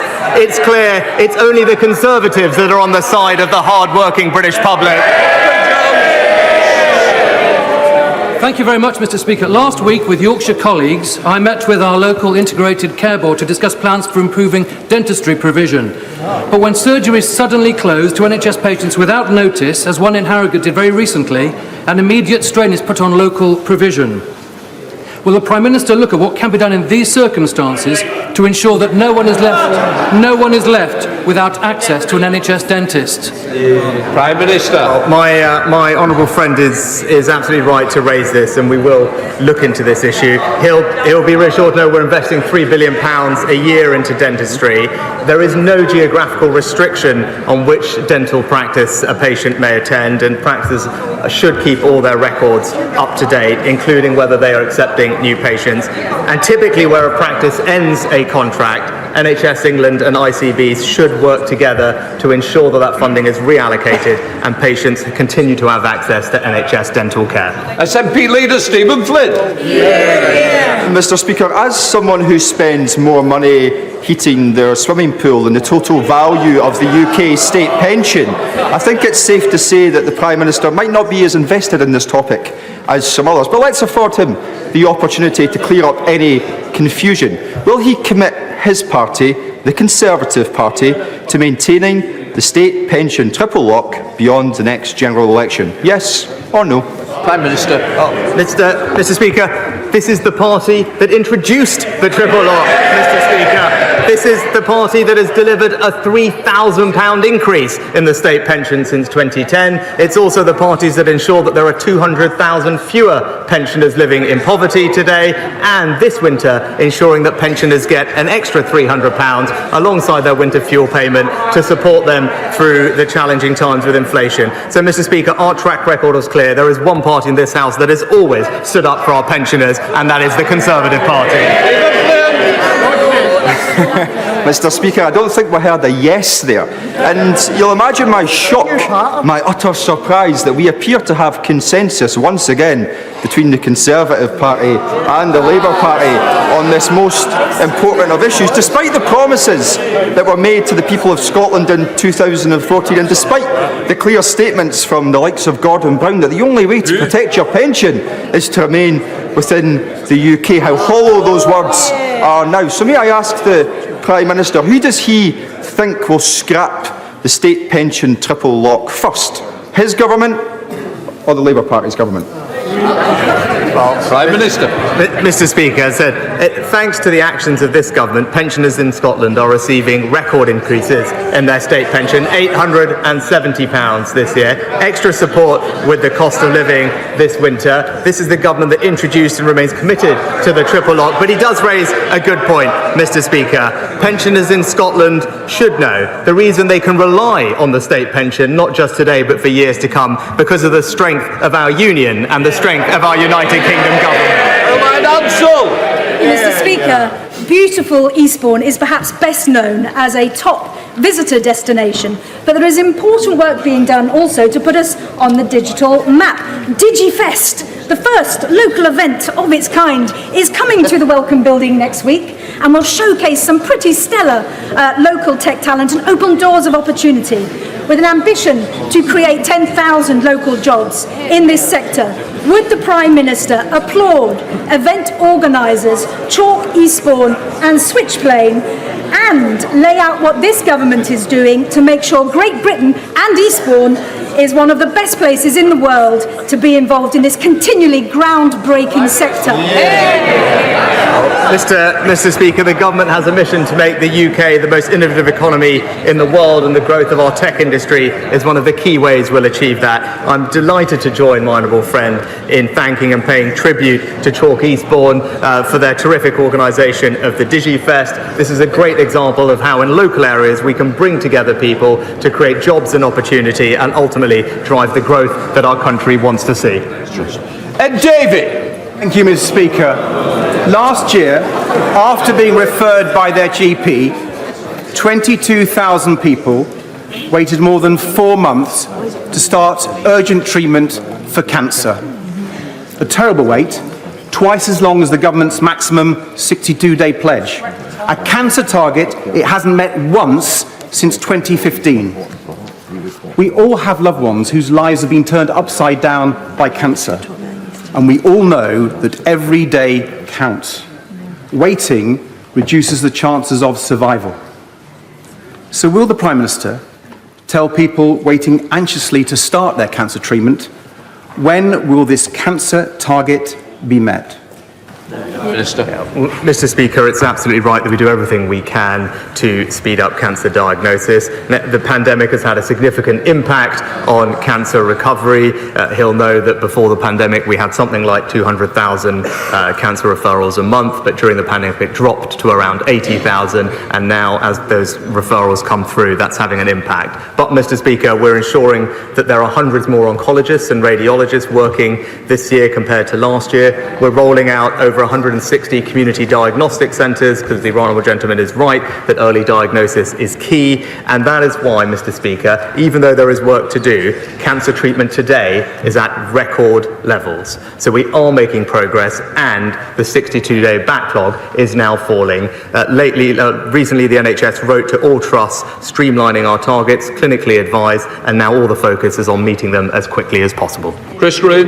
Thank you, Mr. Speaker. In 2017, Bolton Custody Suite was closed by the Police and Crime Commissioner and the then Chief Constable because they had given up on arresting criminals.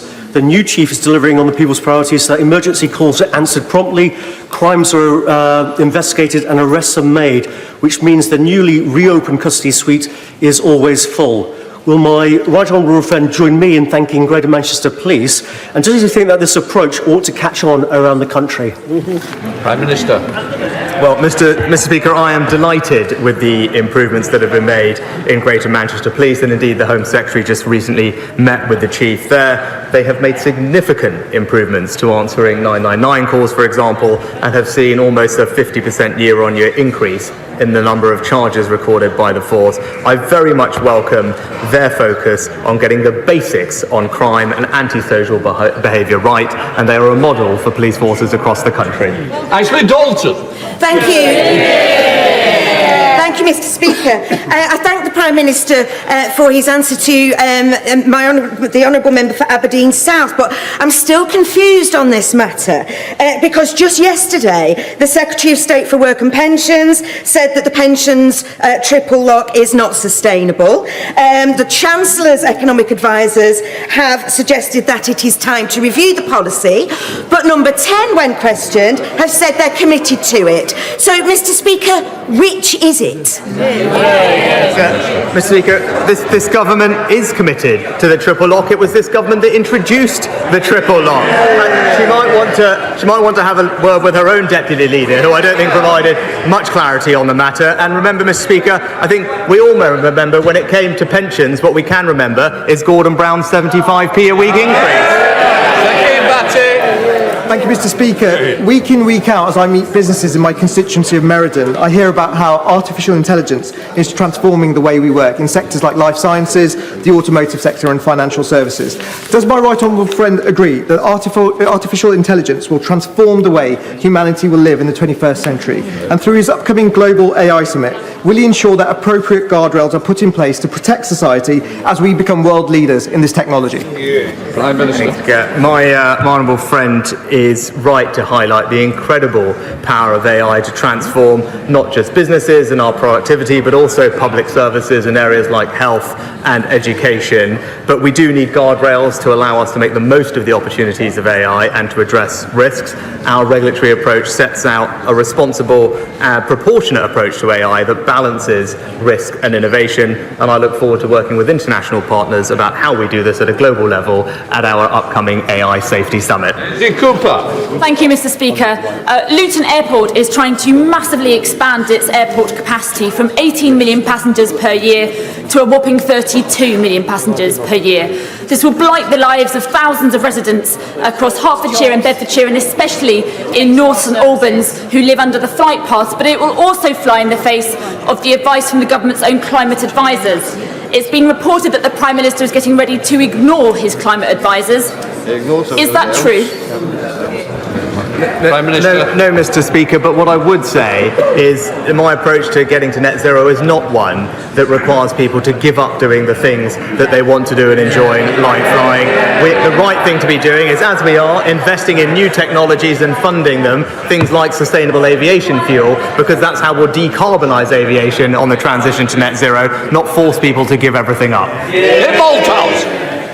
Mr. Speaker, when the Prime Minister was Chancellor of the Exchequer, he put the full might of the Treasury behind the 10-year drug strategy, which with its ADA projects is now turning lives around across England and Wales. But a key part of that strategy was developing a new approach to possession. He will know from his own constituency that in towns like Andover, in mine, possession is of a huge concern, particularly to parents of young people who spend some time in the town centre. Now, the Home Office issued a white paper on this over a year ago. the consultation closed in October last year. So can I ask the Prime Minister to commit that in the forthcoming King's Speech we can see some legislation to finally deal with this pernicious problem?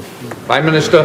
Well, can I thank my right honourable friend for all of his work and attention on this area. It was good to work with him on Project Adder in particular. He's right to highlight that drugs destroy lives and families, hitting the most vulnerable in our society the hardest. The 10-year drug strategy, which he helped put in place, is ambitious and backed with a record £3 billion funding.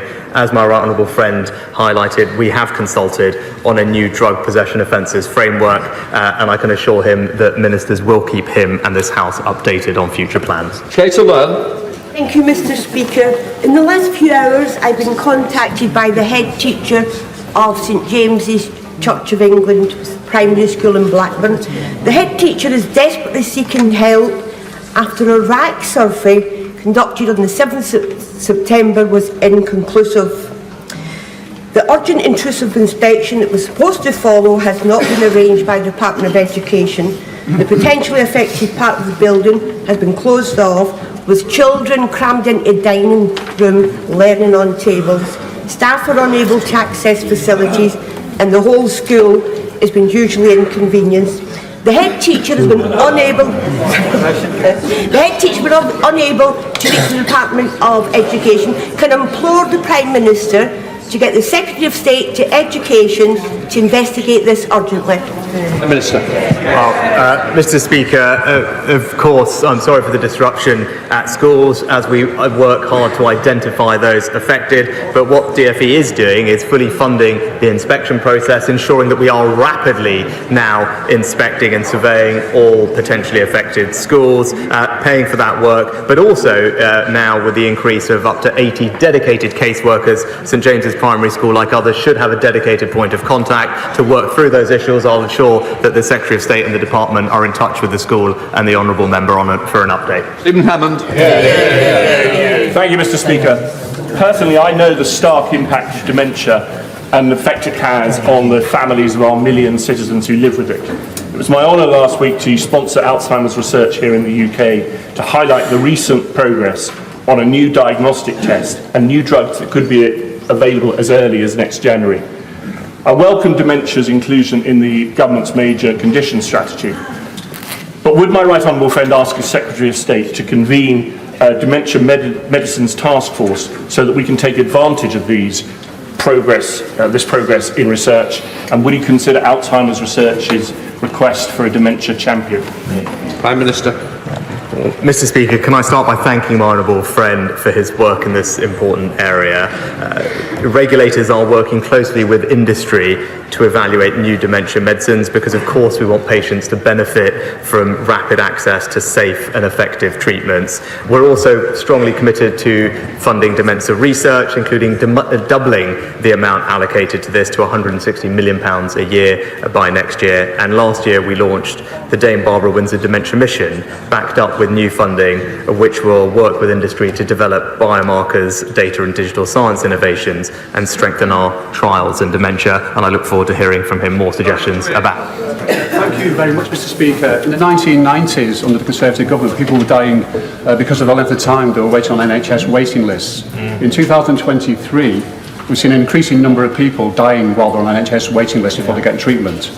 Is the Prime Minister ashamed that people are dying needlessly under his watch? Prime Minister.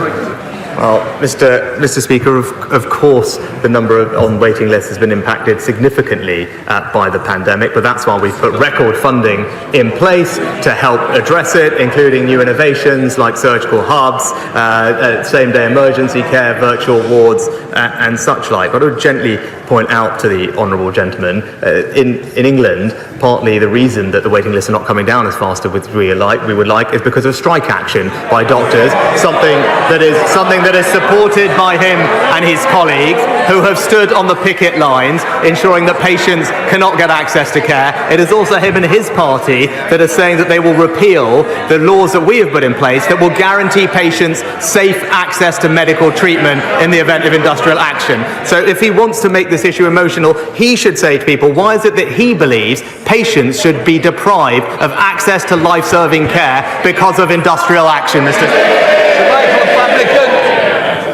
Closed question, question 11. Prime Minister. Mr. Speaker, we regularly engage with local partners across the West Midlands to gather insight and intelligence on the economy. Earlier this year, we initiated the Trailblazer Devolution Deal, which will help include measures to help businesses thrive. And I see that just the other week, Business Growth West Midlands was launched by the Mayor, backed with £100 million in funding for business support. Vital fabricants. I thank the Prime Minister for that answer, and I'm glad to hear that the West Midlands growth continues to expand. However, we do have a problem in Lichfield, and that is road closures, and we don't know how long they're going to go on for. Footpath closures, we don't know how long they're going to go on for. HS2 who are doing these closures, one hand doesn't know what the other hand is saying. HS2, Mr. Speaker, is the most dysfunctional organisation I've ever had to deal with. Will the Prime Minister, in the short term, try and restructure HS2 so it works like a company should? And in the longer term, can he save other constituencies by stopping HS2 at the end of phase 1? Well, Mr. Speaker, I know that the frustration that this is causing to my honourable friend's constituents. I am told that HS2 Limited is prioritising the completion of works underway to keep disruption to a minimum, including roadworks in Lichfield, but I know the Transport Secretary will continue to hold them to account, and the company will keep local communities informed about future works. Harding. Thank you, Mr. Speaker. UK bill payers are facing an extra £1 billion because of the government's failure to agree new offshore wind.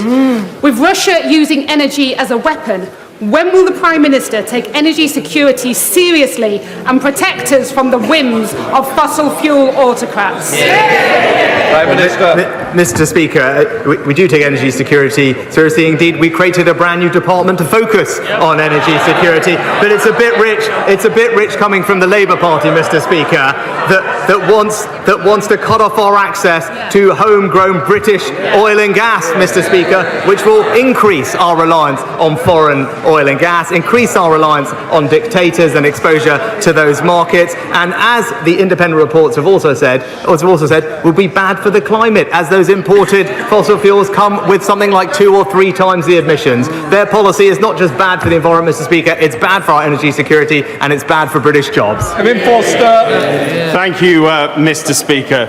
The collapse of a potential rescue deal for Wilko this week brings added urgency to the regeneration of our town centres and driving that forward. Would you agree to meet myself and the leader of Torbay Council to identify ways through government support and planning reform this can be accelerated? Well, Mr. Speaker, investment through both arms of our Towns Fund is part of how we will regenerate and unleash the potential of our town centres. I'm delighted to hear that investment includes Torbay's £21.9 million town deal and indeed £13.5 million for Paynton via the Future High Streets Fund. But my honourable friend is right about ensuring that our planning system is friendly for small businesses, and that's what we're doing, making it much easier to convert unused shops into cafes, restaurants, or indeed new homes. And it's an example of how we're helping our high streets adapt and thrive. Lawrence Eshelman. Mr. Speaker, the new Defence Secretary has been quoted as saying that there could be RAC present in military buildings.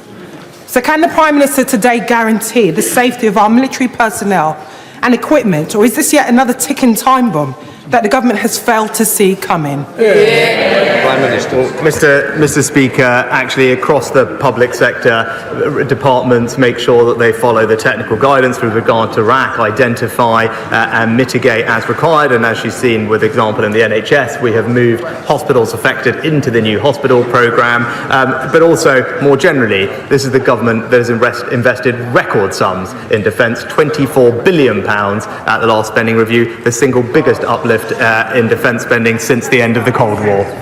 Philip Davis. Thank you, Mr. Speaker. It's vitally important that we retain, recruit and protect our prison officers. So will the Prime Minister agree to stop any prisoner who assaults a prison officer from being released early from jail? This simple measure will be very popular with prison officers, it will be very popular with the public, and you never know, Mr. Speaker, it might even find favour with the parties opposite, who normally think that the only people who should be in prison are people who misgender people. Well, Mr. Speaker, prisoners, my honourable friend is right, the prisoners who are violent towards people working and living in prisons will and should face the full consequences of their actions. I'm pleased that the recent Police Crime Sentencing and Courts Act actually increased the maximum penalty for up to 2 years imprisonment for those who assault emergency workers, and that includes prison officers. And the Ministry of Justice will continue to press for charges for more serious offences, such as ABH, where appropriate. Sarah Owen. Thank you, Mr. Speaker. At the weekend, 7 global economic powers came together, including India, the US, and the EU, to agree a monumental trade agreement, but not the UK. Can the Prime Minister say if he chose not to sign up because he thought it was presumably a bad deal, or was the UK left out altogether because this Prime Minister has as weak a reputation on the world stage as he does at home? Mr. Speaker, I'm not sure if the Honourable Lady was here for the statement on Monday. I rather assume not. I think what she's describing wasn't a trade deal, so first of all she should get her facts right. And as I explained on Monday, there are lots of different ways that countries will participate in solving international issues. At the same conference that she mentioned, the same summit, we announced a record investment to the Green Climate Fund. It is the single biggest investment by this country to help with international climate finance, and it was warmly welcomed by countries at the summit who can see that the UK is taking a leadership role and helping countries adapt and mitigate the impacts of climate change. Brendan Clark-Smith. Thank you, Mr. Speaker. This week we were hit by the devastating news that all Wilko stores would be closing, meaning the loss of 12,500 jobs. And Bassett Law and Worksop are the home of Wilko's HQ and a distribution centre with 1,500 jobs set to go. But Wilko has been mismanaged for years. And in the last decade, over 77 million has been paid out to shareholders. And recently, the HQ was sold for 48 million before being leased back. So can the Prime Minister reassure my constituents and all those nationally affected by the demise of Wilko that he and the government will do everything in their power to help support people into jobs and make sure their redundancies and pensions are protected, and we will take whatever action is available to us to hold the ownership to account? Prime Minister. Well, Mr. Speaker, as my honourable friend knows, some of the topics that he raised will be commercial matters for the company, but I do know that this is a concerning time for workers at Wilko. My right honourable friend, the Business Secretary, is keeping close to developments, and we have already started supporting those who have been made redundant, and we stand ready to support others to the fullest of our abilities. Lillian Greenwood. The head of the Army, General Sir Patrick Sanders, has said the UK must forge an army capable of fighting alongside our allies and defeating Russia in battle. So why is the government still pushing ahead with further cuts of 10,000 troops to the British Army? Well, Mr. Speaker, again, I'd say to the Honourable Lady, this is the government that has put a record amount into our armed forces, £24 billion. We remain the second largest investor in our defence in NATO, and as we saw at the NATO summit, other countries look to us for leadership. How the armed forces allocate that record funding is a matter for chiefs to make sure that we have the capabilities we need to meet the threats of today. That is a decision that they will make, and we will back them, but no one can doubt our commitment to funding properly the armed forces and ensuring that we keep this country safe. Richard Graham.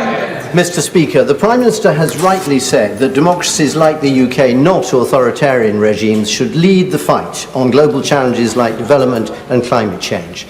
So because the links between failed regimes, climate change and the numbers of asylum seekers are growing, would my right honourable friend ensure that doing development democratically is a key theme in the White Paper on International Development, and would he also visit the Westminster Foundation's Garden of Democracy exhibition here in Parliament to highlight our promotion of democratic values abroad? Prime Minister. Can I thank my honourable friend for highlighting the exhibition in Portcullis House, and I know members will have heard his invitation.